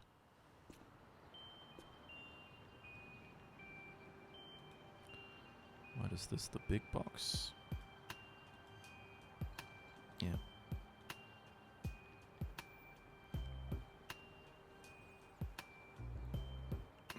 Sorry.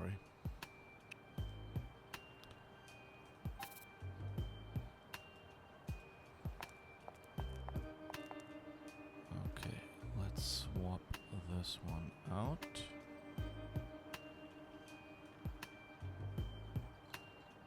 Let's look at the handle first and click key. You could steal Lenny's key by stretching out your hand through the opening. Okay.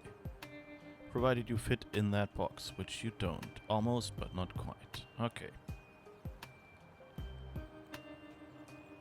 And then we swap out the boxes. Have you given some thought to what will happen to you when, when you die for good? I mean, hell and all that. Nothing can be worse than this.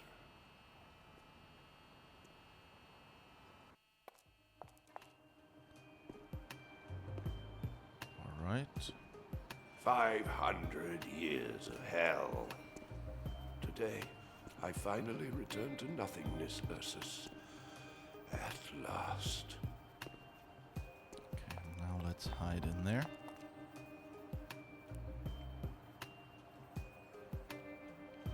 Hide out. You'd fit perfectly in that box, but why? Key. Hanging from Lenny's or Ursus' left pocket is a string attached to the key he used to lock the door. How? With the handle. The opening in the box is big enough for you to reach out with your hand.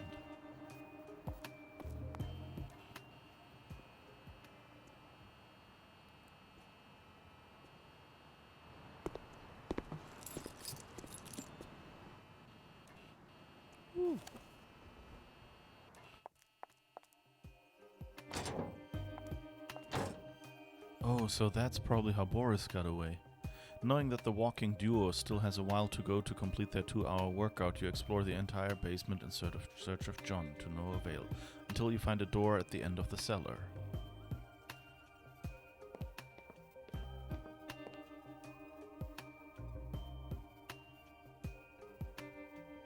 Alright.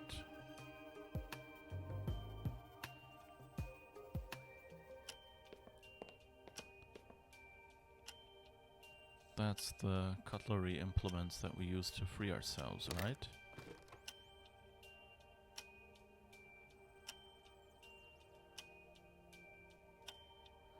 Ever since John came into your life, you think the strangest things about ordinary objects. For example, you could use this to hear through a door if that were necessary. But John wouldn't see that. What would he see? A boring wine pourer. And that's not what he did. What he actually saw is like torture implements. This could be used as an awl to stab someone. And the funny thing is that boring old John would only see that an ordinary cap.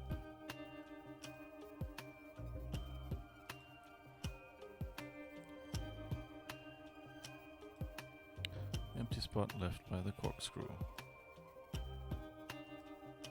In your hands, this could be used to pull out several teeth from an attractive but dishonest art expert.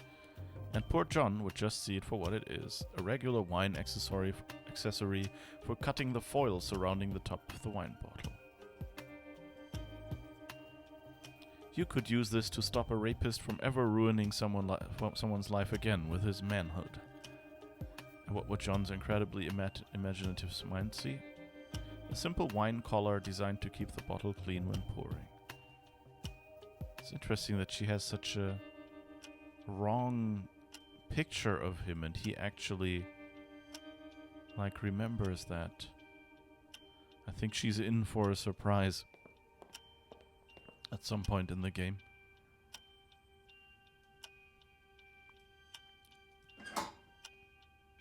What do you want? Pauline? How did you get here? I'll tell you later. Right now, all you need to know is...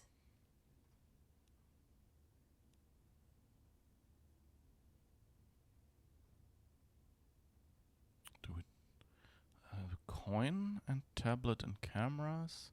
I found a judgment coin. What? No need to thank me. Well, whatever. It's up to you. I placed cameras and microphones in the Neo. From my tablet, I can see what they're doing in the hall where you spoke to Baxter. Oh, and the most important thing. As soon as I open this door, we're getting out of here. I'm not going anywhere, Pauline. I can't leave the treaty or... No, I've got too many things to settle. But Boris is in danger. Please, take him. Are you crazy? You've got to come with me. You're not going to change my mind, Pauline. I've remembered things about myself that, look, I don't deserve immortality. I'm the only person to blame for all of this. If I don't fix this, we'll spend eternity running away from someone. Please, just do as I say. Save Boris. and I'll take care of the rest.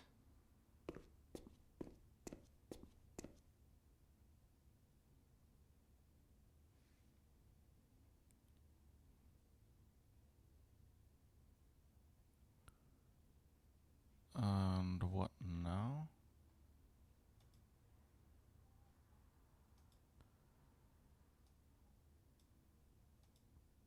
He looks exhausted, but no, there's something else. His eyes have never expressed happiness, but now there's something darker in them. Okay, so I guess she sees him how he was before. Seriously, in spite of the situation of the danger you're both in, that's what you're thinking of? Or maybe I should say precisely because and not in spite. What if you're attracted to John not because of his qualities, dull and boring, but because he brought danger into your life?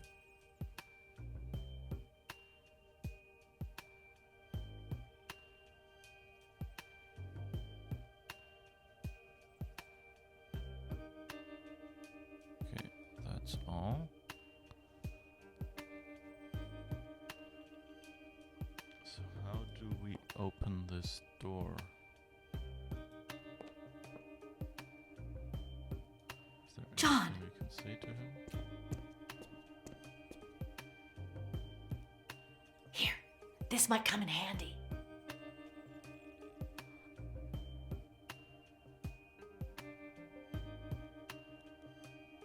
How can I convince you to come with me?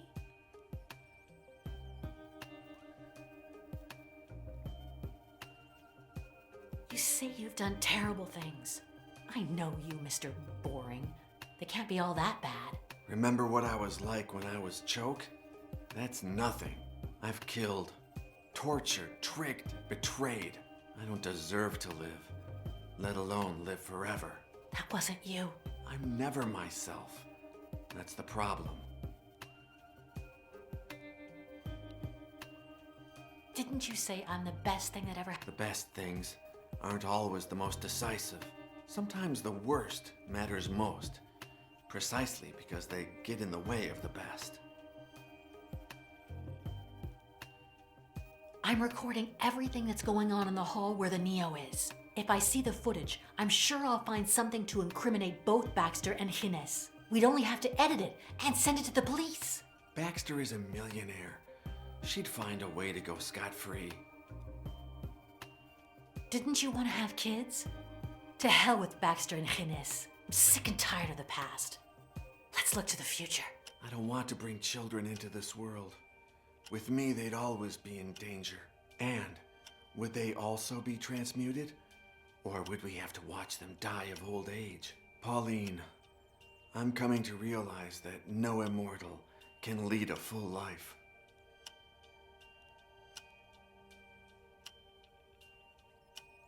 I figured out how to escape, and Mole is waiting underground to guide us through the tunnels. Then what? We live underground so that they can never find us?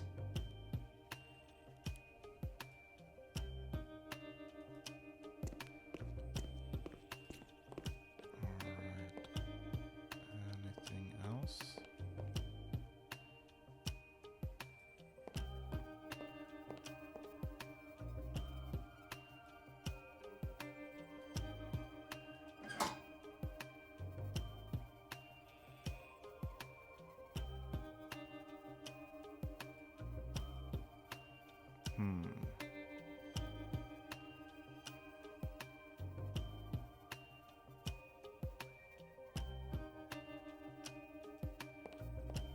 Okay, let's see.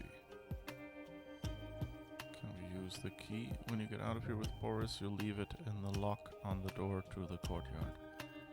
That way, when they finish their walk, Lenny Ursus will think that he left it there and won't suspect a thing. Maybe? Oh, we can switch. Okay, your turn, John. Let's see. Maybe he can... That's why we were able to hand him something. There's no doubt John could use the eyes of yesteryear to move in the dark, but there's no need to make things difficult for him, is there? Oh, okay. So that was the light switch.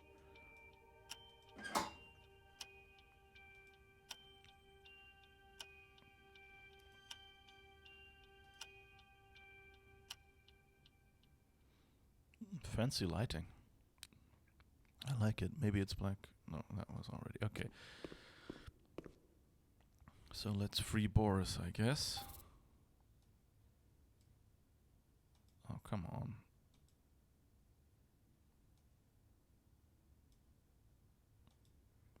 You got rid of the gag and blindfold, but there's no way to wake the guy up. They've tied his hands and feet just like they did with you.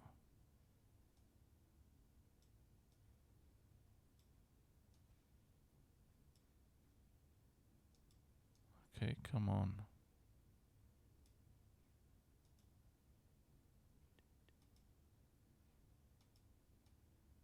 Alright, we need to open that up again before we can use it, I guess.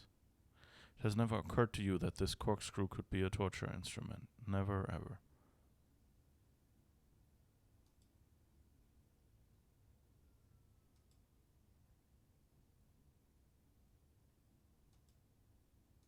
Not quite sure what that was supposed to mean now.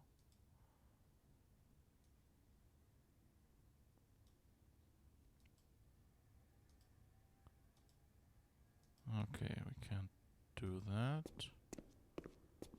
That's the alchemy thing. Gines and his alchemy. Some things never change. Well, at least it looks like Gines has updated his equipment. Look inside, but find nothing useful.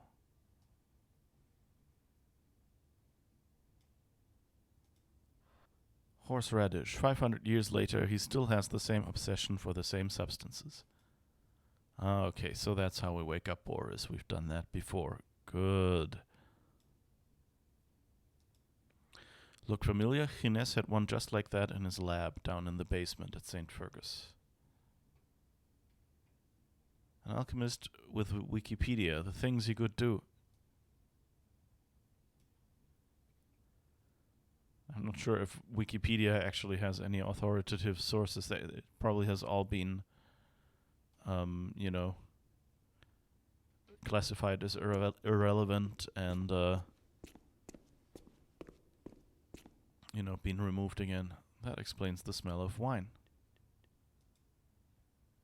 You could open one of the barrels, get Boris drunk, and no, that probably wouldn't end well.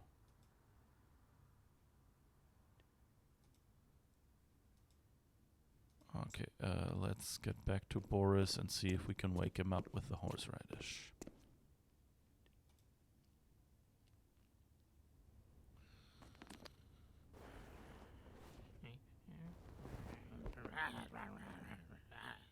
Choke!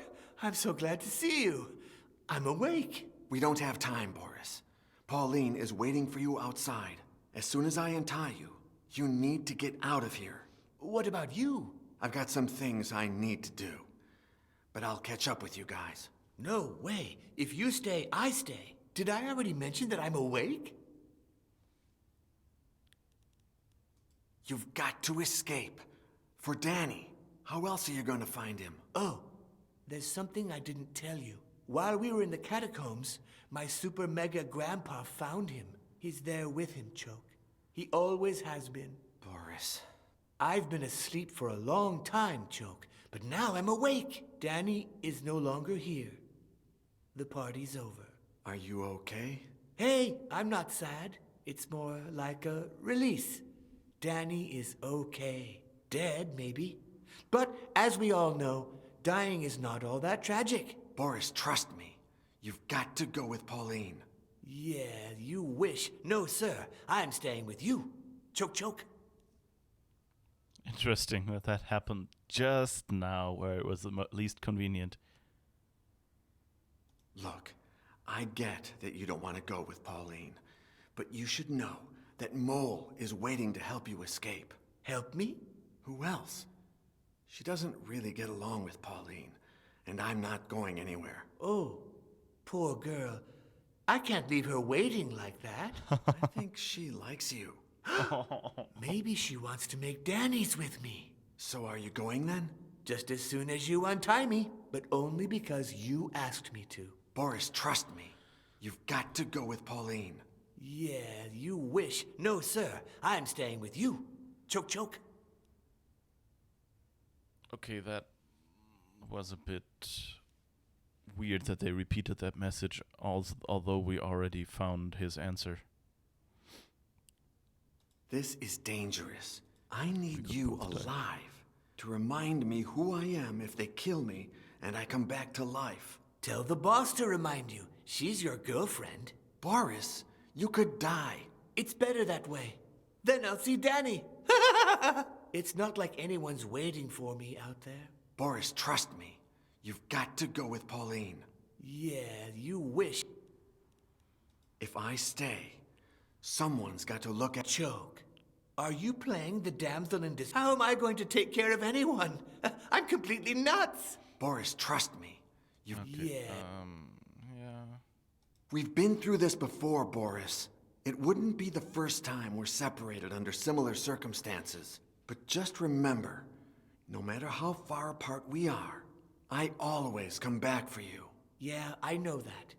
But hey, if I can spare you the trouble of coming back to get me... Boris, trust me. You've got to... Yeah. So he said, By the way, this powder is awesome. What a find. it's horseradish. Okay, let's see if we can free him now and he will then go.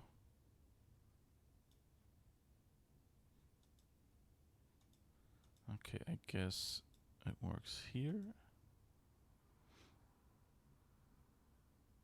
Yes.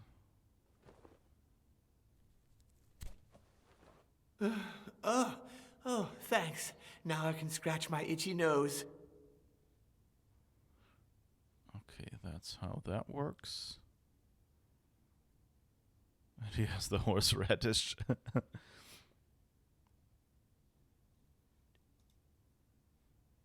Help me? Who else? She doesn't really get along with Pauline, and I'm not going anywhere. Oh, poor girl. I can't leave her waiting like that. I think she likes you. Maybe she wants to make Danny's with me. So are you going then? But only because you asked me to. Okay, we'll wait for Pauline to open the door, and then you'll do just what she says.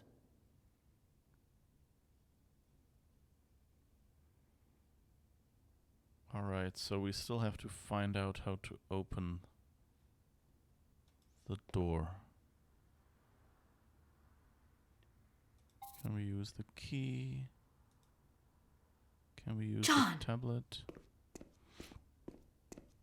I placed cameras and mic for my tablet. Yeah, okay.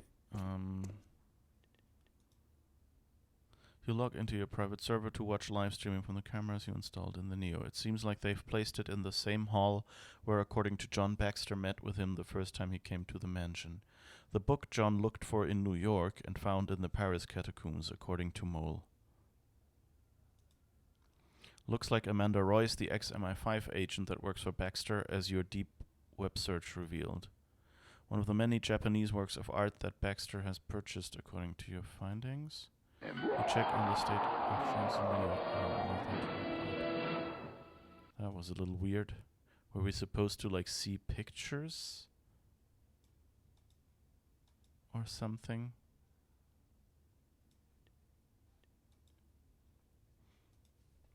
Alright,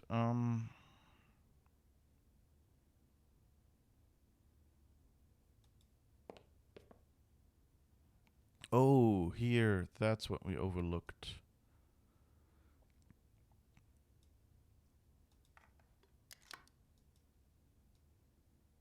Okay, so we need a number.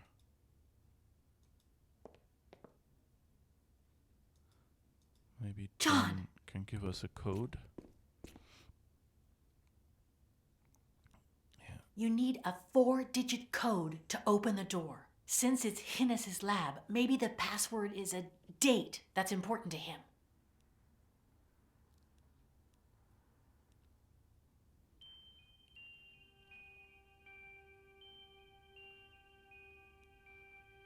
When did you carry out that transmutation ritual? That I do know. 1501. When was the Order of the Flesh founded? 1497 for sure, I think. When did you find that cursed book? It was a few years after arriving at Santa Brigida. It must have been around 1483. So he's What literally- year did you see him for the first time? It must have been 1481, give or take. What year was he born in? I'm not sure. I think it was around 1445. So I guess. Oh, and John's birthday. It's strange that I never asked you this, but what year were you born in? 1466. Although it was a bit strange. According to Hines, an old man stayed at my father's castle. He was traveling on his own. The next morning, when they entered his bedchamber, the old man had vanished, and in his place, there was a baby. Me. All right. Thanks, Danny JJ14 for the follow. Feel free to say hi if you want to, or ask questions or whatever. If you want to lurk, that's fine too. But yeah. Okay, let's see. So I think 1501. When did you carry out that transmutation ritual? That I do know. 1501. Let's try that because I think that's the date that's important to Hines. Because the order was only a means to an end for him. And he gets like less and less certain for the early. Like, John wasn't that important to him, I think. So I think that's very likely. And John's birth date, I mean, he could know that, but it doesn't seem like the thing Hines would care about. Okay, so let's try that. 1 5 0 1. That's it.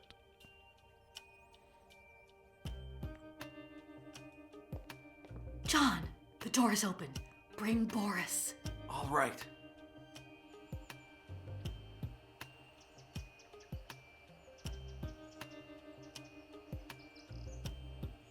Now.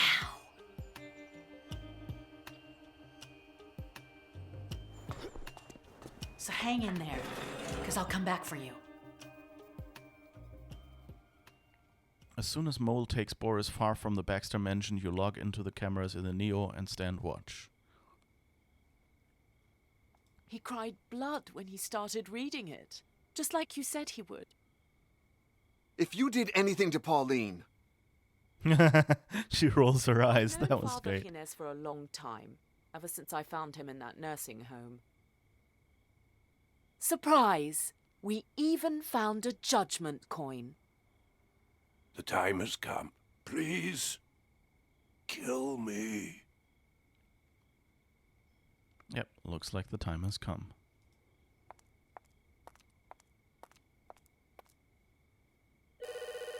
Hello? Who's there?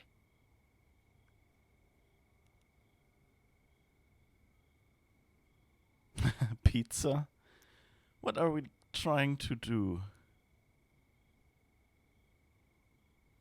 That's the question. Like, I don't think pizza will work. But I don't know. Maybe they'll just recognize her. Or I could just be straightforward. But that would kind of make them mistrustful. So let's try pizza. Let's try as if we're inept at getting in there. Hi, Pizza Express. I'm here to deliver your order. What order? Well, a pizza. Wait, whoops. I forgot to bring it. Would you let me in so I could call HQ? Hello? Hello? Are you there?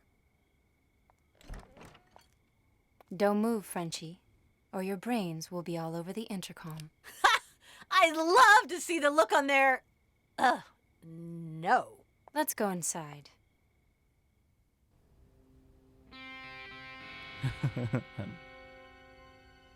Okay, so You that's tricked the end, I us. guess. Miss Baxter! Ursus!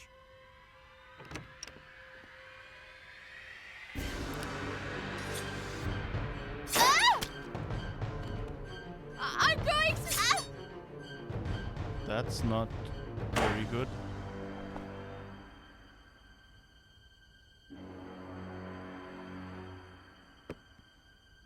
She just shot someone. And he just killed someone.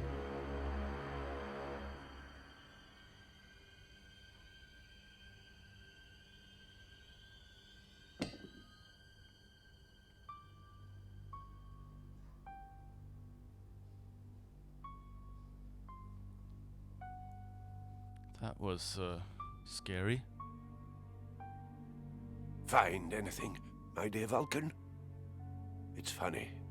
I granted you immortality, and now I beg you to take it away from me. No. What? No, Vulcan, please. You have to. I don't deserve this. You didn't grant me immortality. According to this, only a person transmuted by the creators of the treaty can understand its pages. And I understood them way before St. Fergus, whoever they were. They transmuted me as a child, centuries before I even met you. You only overwrote the process, allowing me to come back as an adult instead of a child. But I'll help you. Reverting the process is simple. Everything we need is on your table, including the coin. Thank you. Thank you. You don't know how much I need this. You're not the only one. I'll be drinking too. John. No, Pauline. I told you, I don't deserve this either.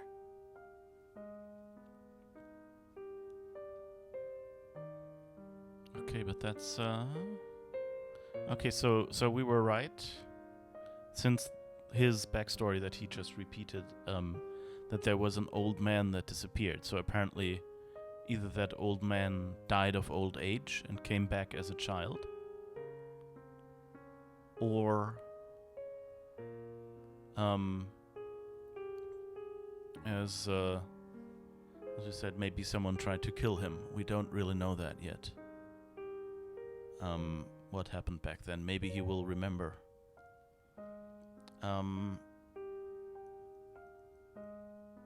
And I guess that explains why he remembers the monk. Because then that happened before he got transmuted by Hines.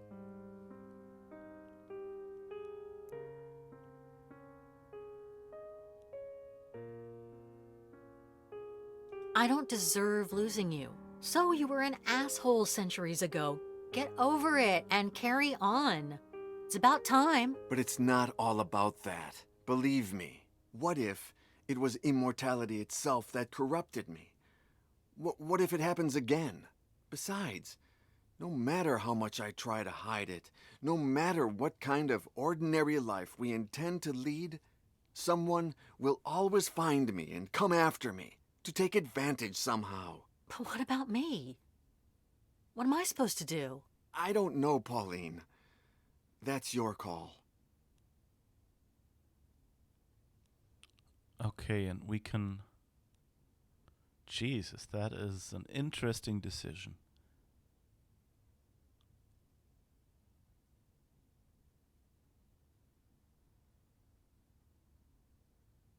I'm a bit sad. You know, like the decision from the previous game does not factor into this game at all. Which, you know, is interesting, makes it, but, you know, simplifies things as well.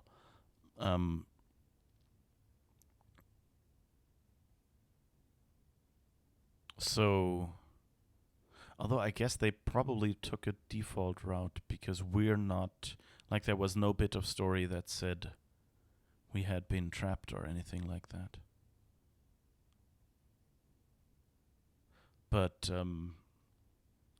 so the question is, like, if they did another game, they would have to address whichever of these decisions you make, unless staying immortal is is something you can't really do. Like, you can choose to do it, and then maybe you lose your immortality anyway.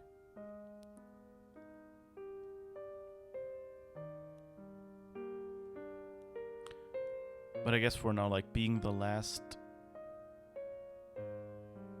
immortal, you know, like the story kind of, it said before, I don't know who said it. Was it a voiceover? Or was it Hines? Or was it John? I've already forgotten.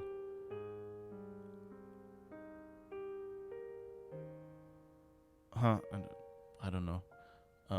Kind of made the opinion known that, you know, like, immortality is not a good thing for people. Oh, that was John, yeah, talking about, like, children and things, so that an immortal cannot live a good life.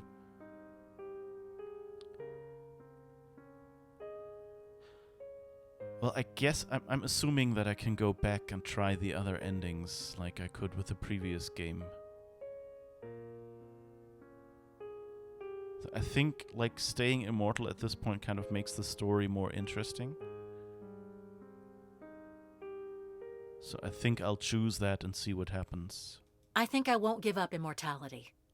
Not yet, anyway. I've got all the time in the world for that. But if you're intent on dying, it should be of old age. I won't stand by and watch a street thug or a car accident take you away too soon. And since I'm determined to be your bodyguard, I might as well have infinite lives.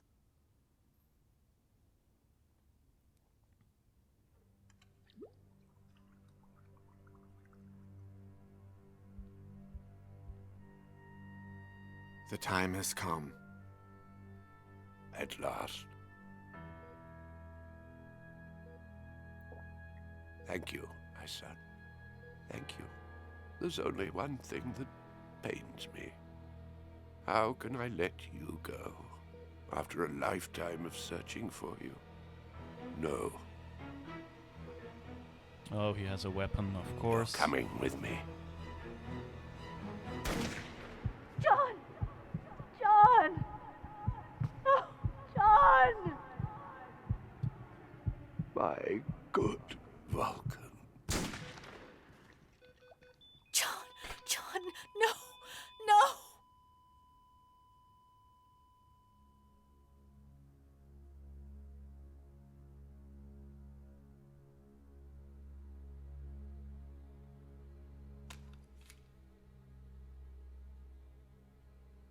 I mean, she could, No, don't do it.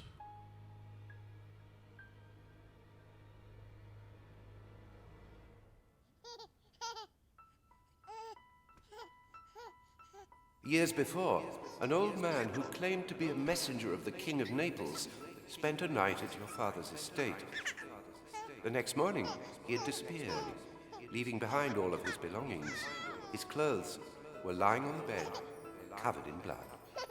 And among the clothes and blood, they found a happy and healthy baby. You. Whoever they were, they transmuted me as a child, centuries before I even met you. You only overwrote the process, allowing me to come back as an adult instead of a child. You win, John. Tonight you will erase all trace of your presence in the Baxter Mansion. Shortly afterwards, the police will receive an anonymous call from a woman claiming that she heard gunshots in the mansion. Tomorrow you will make sure the police receives a video suitably edited which will clearly show Baxter and Hines committing suicide. Without further intervention on your part, the police will determine that Amanda and Lenny killed each other. Only you will know the truth. Until, in just a few years, someone is finally old enough to hear about what happened yesterday.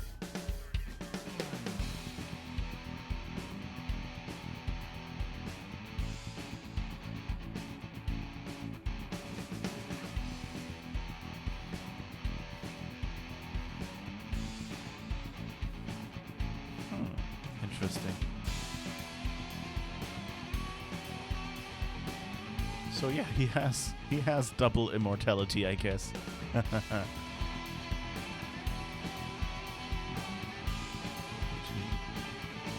Changes her mind. What if she can't read the book or find another coin? Well, apparently he made like a third helping of the serum. So I guess the intention was for her to keep it and then be able to take it. But yeah, sure, when she changes her mind. Well, but I think she should be able, because the book said that who has been transmuted in this way can read the book. So she should be able to read it now, no?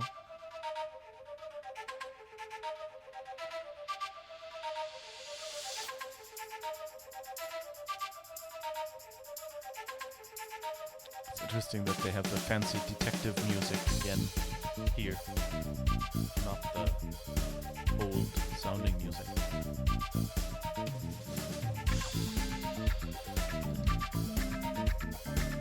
So my guess is that you don't get the choice to not be immortal, so that if we had chosen here to not be immortal, it would have all gone the same way, because John would have been shot before he could give her the serum. And so she would sit there again and say, oh, now I'll take the serum and kill myself. And then she would go, then the baby comes and she would go, okay, I guess I'll have to protect the baby now.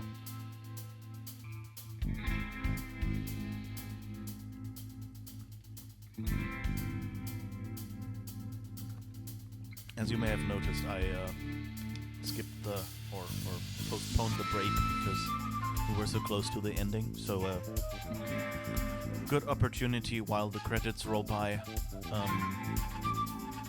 because you know those people made the game. We should be thankful. Let's see if there's any names. Christina Batman is Victoria Baxter. I love that she has that last name. I think a Batman is technically like a animal, you know, like a trainer.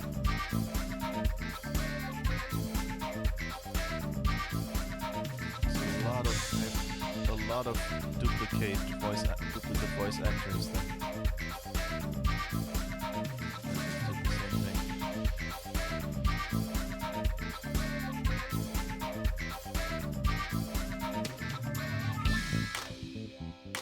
I wonder if there seem to be a lot of duplicates here as well.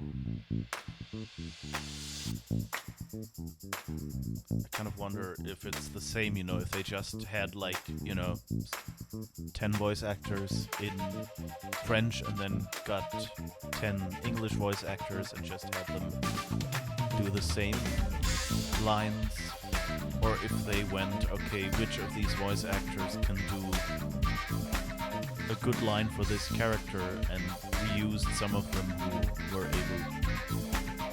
Of course,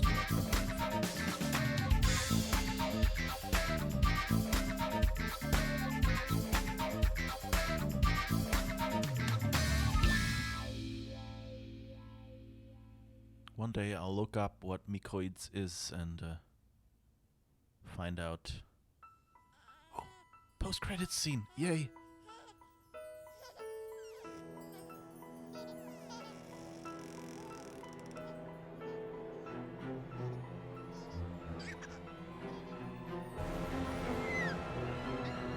It's Boris. Joke! Oh, Joke! Thank you! It's your birthday!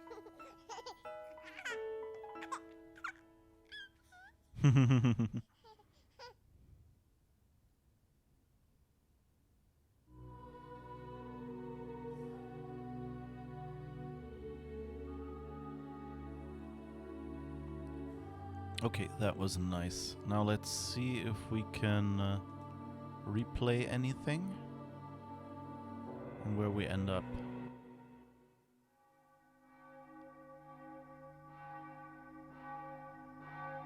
Oh no, does it start? again at the beginning. Okay, so I guess we can't... Yeah, okay, it starts again at the beginning. So I guess we can't replay the other choices.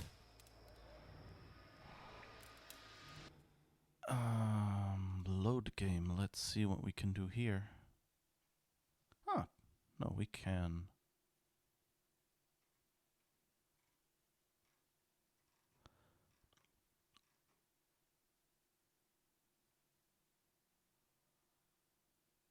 So I think here, John and Pauline are reunited at last, but there's still a bear with them.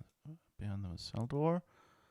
Baxter is dead, and more will follow in the journey to nothingness. Let's hope Pauline and John don't embark on the same voyage. Let's see if that gives us the last few choices, or if we have to start again one earlier. Oh, she faked all the accents of the other women too. Yeah. You tricked us. Miss Baxter! Ursus?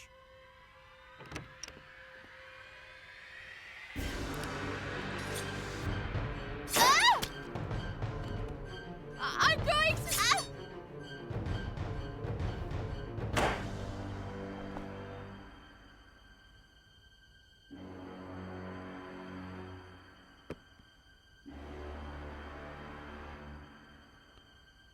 I'm a little confused. Why does he have a headshot?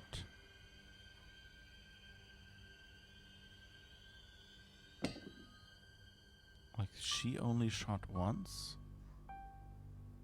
Or Amanda shot him, I guess. Find anything, my dear Vulcan? It's funny. So we I have three granted you things we still want to immortality, choose. And now I beg you to take it away from me. No. What? No, Vulcan, please. You have to. I don't deserve this. You didn't grant me immortality. According to this, only a person transmuted by the creators of the treaty can understand its pages. And I understood them way before St. Fergus, whoever they were. They transmuted me as a child, centuries before I even met you. You only overwrote the process, allowing me to come back as an adult instead of a child. But I'll help you. Reverting the process is simple. Everything we need is on your table, including the coin. Thank you. Thank you. You don't know how much I need this. You're not the only one. I'll be drinking too. John. No, Pauline. I told you, I don't deserve this either.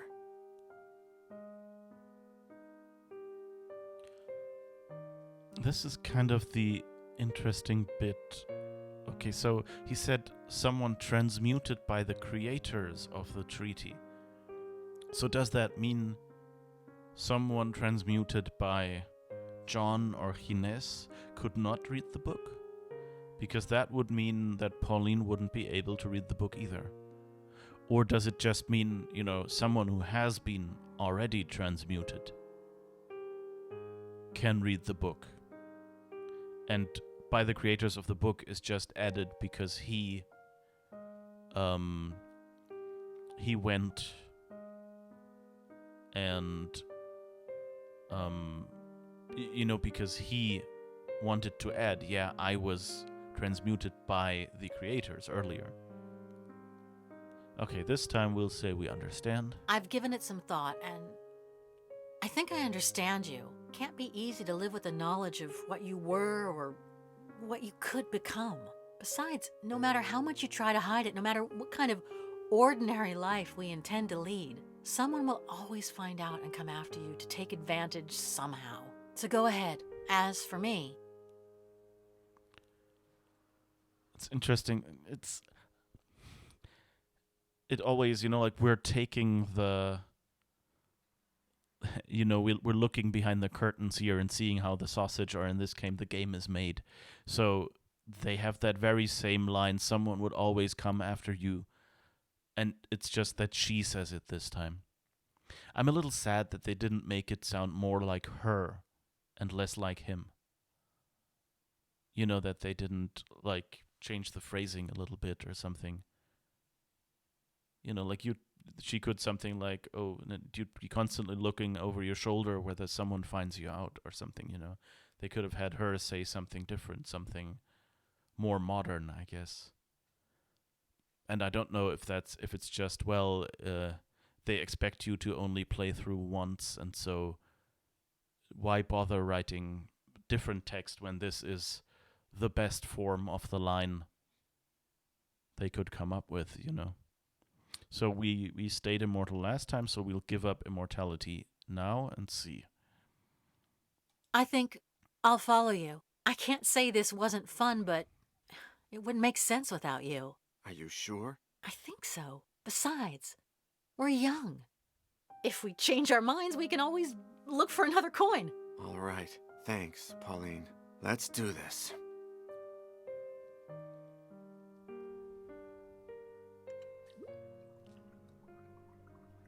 It's interesting that this coin is supposedly enough The for time 3 has people. come. I guess the resolve last. this thing. Drink. Thank you, my son. Thank you. There's only one thing that pains me. How can I let you go after a lifetime of searching for you? No. You're coming with me. John! John! Oh, John! My good Vulcan. John, no, no!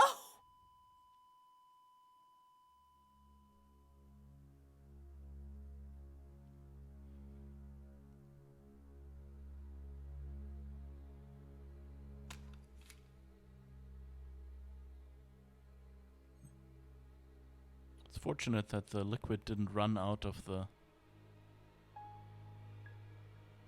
serum, of the ampule.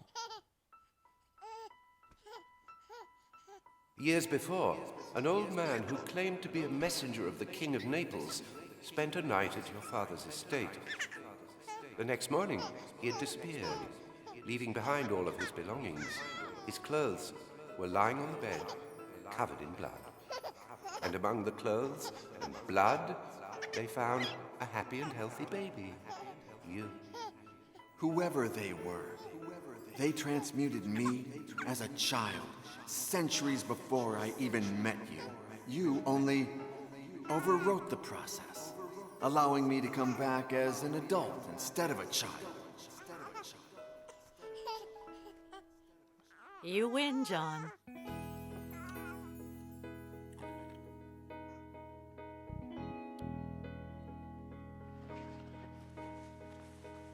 So the weird thing is, does he remember now or not?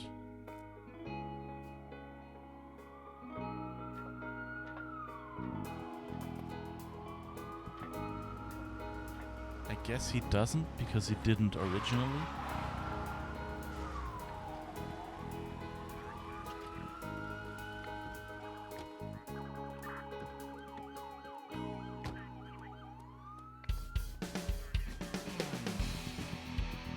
Because after all, he thought that he was the son of the Duke. Or whatever the royalty title was that he had. So that means he again won't remember. So that would be kind of nice if they could fix that.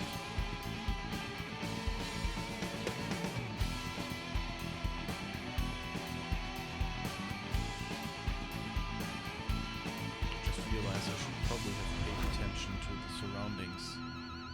See if there's, like any animated cops getting out of the cars or anything else happening. But I think they just drove in with their sirens and had lunch in their cars. But yeah, I like this story. I think it's a cool way of doing it. I'm not 100% happy with the user interface they chose to go with, but it's workable. And, you know, the rest of the game is good enough that I'm willing to persevere through it. Which, as I played it here and didn't complain that much, I hope, yeah, we managed to do.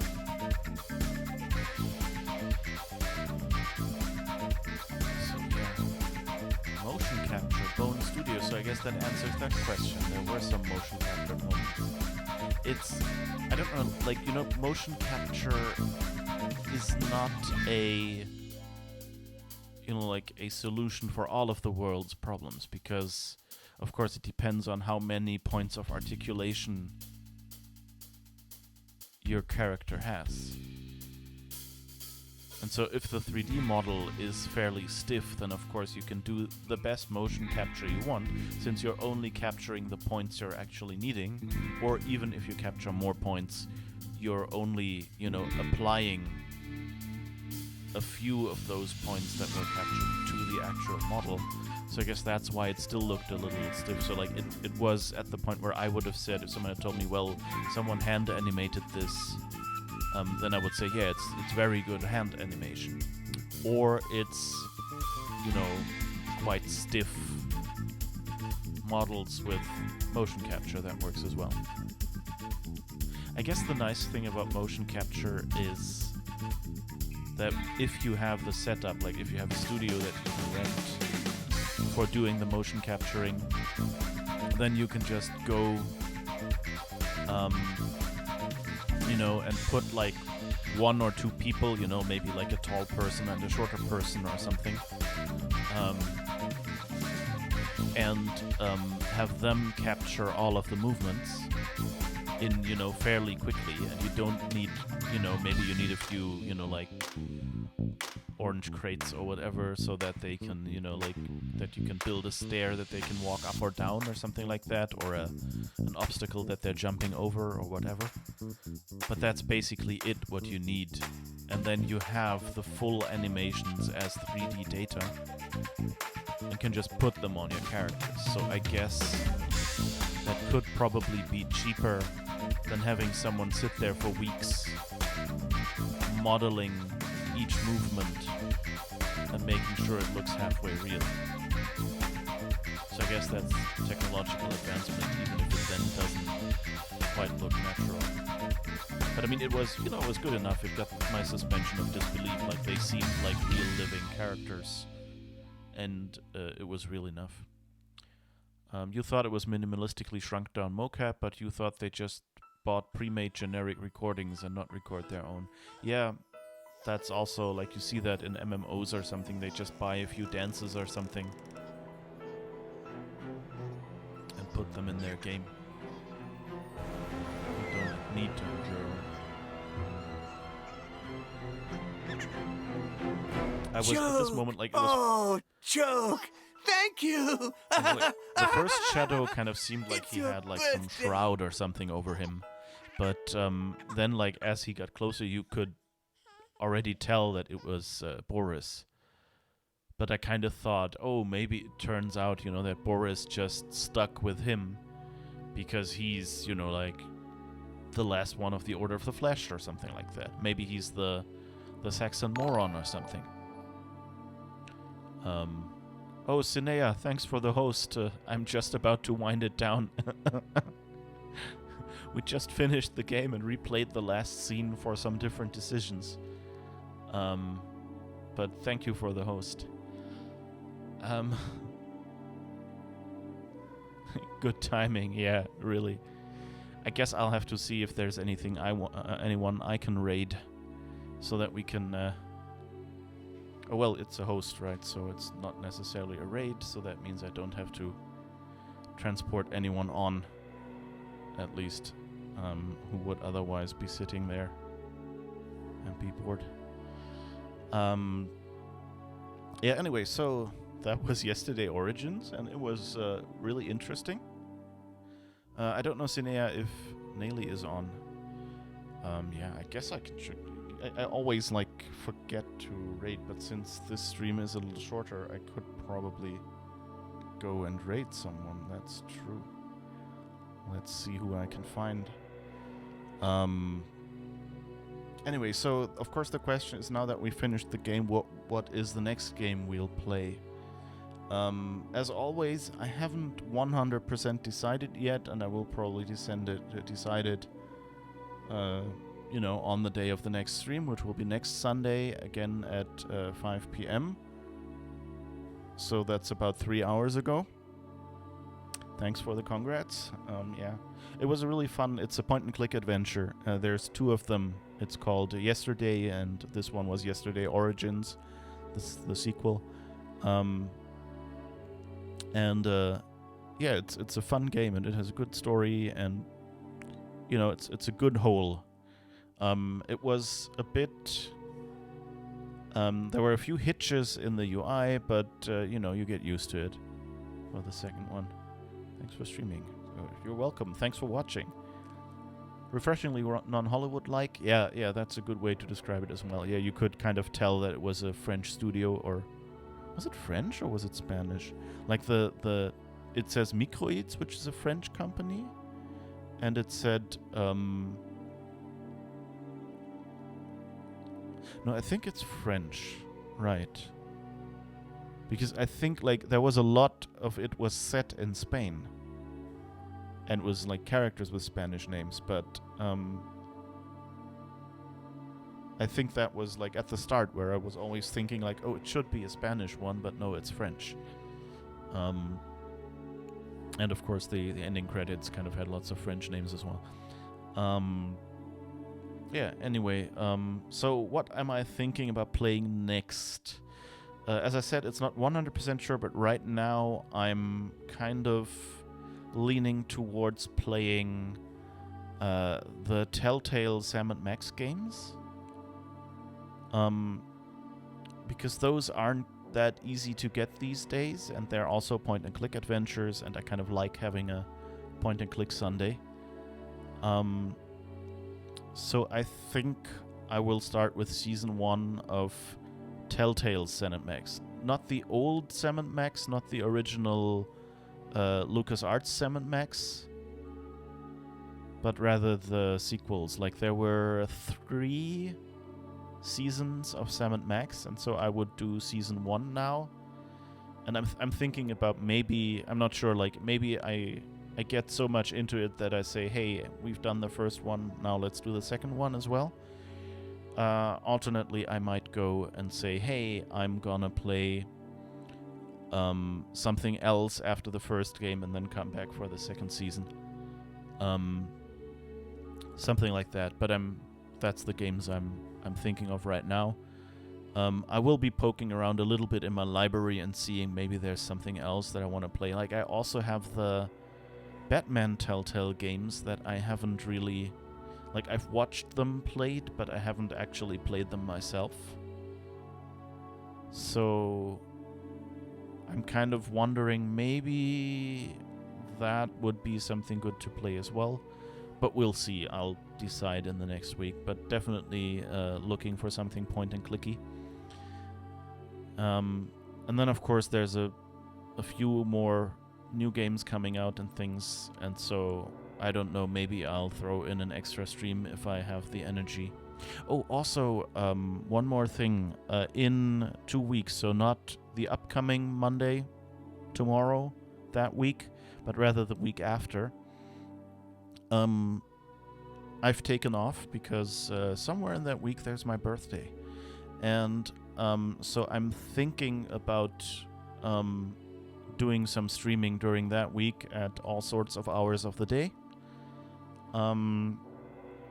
So keep an eye out for that if you're interested. And I'll see. Like, one thing I kind of wanted to do, because Horizon Zero Dawn came out on PC, and I've already started playing it and gotten a good ways into the game. But it's kind of fun to play, so I might just do that, or maybe there will be some coding streams and things like that. Birthday streams equals socially distant birthday party. Yeah, that's kind of the idea, yeah. That I'll take that week to relax and just stream random things and maybe give people the opportunity to say hi to me and kind of that way have something like a birthday party. Gaming birthday party equals best party. Okay, I'll take your word for it. It will be my first one. So that's what I'm planning to do. Anyway, so I might put those up in the schedule here on Twitch, like under the schedule link, at next weekend, because I can't put it up now, because then people will think it's this week. But otherwise, if I don't or whatever, then keep an eye out. Maybe click that little bell icon under the stream to get notified when I go live or something for surprise live notifications. We shall see. But yeah, so that's the plan for the upcoming weeks. So in 2 weeks, birthday week. Of course, Sundays, regular streams as we have it with point-and-click adventures. Possibly, very likely something Telltale. Unless something else comes out or I notice something in my library where I go, oh wait, I haven't played that yet. And feel like really playing that. So yeah, thank you for watching. Thank you for lurking. Thank you for, being here. And thank you, those of you who stream. Thank you for streaming, because I've been dropping by in your streams occasionally and enjoyed them a lot. So that's also good. And I guess see you next Sunday.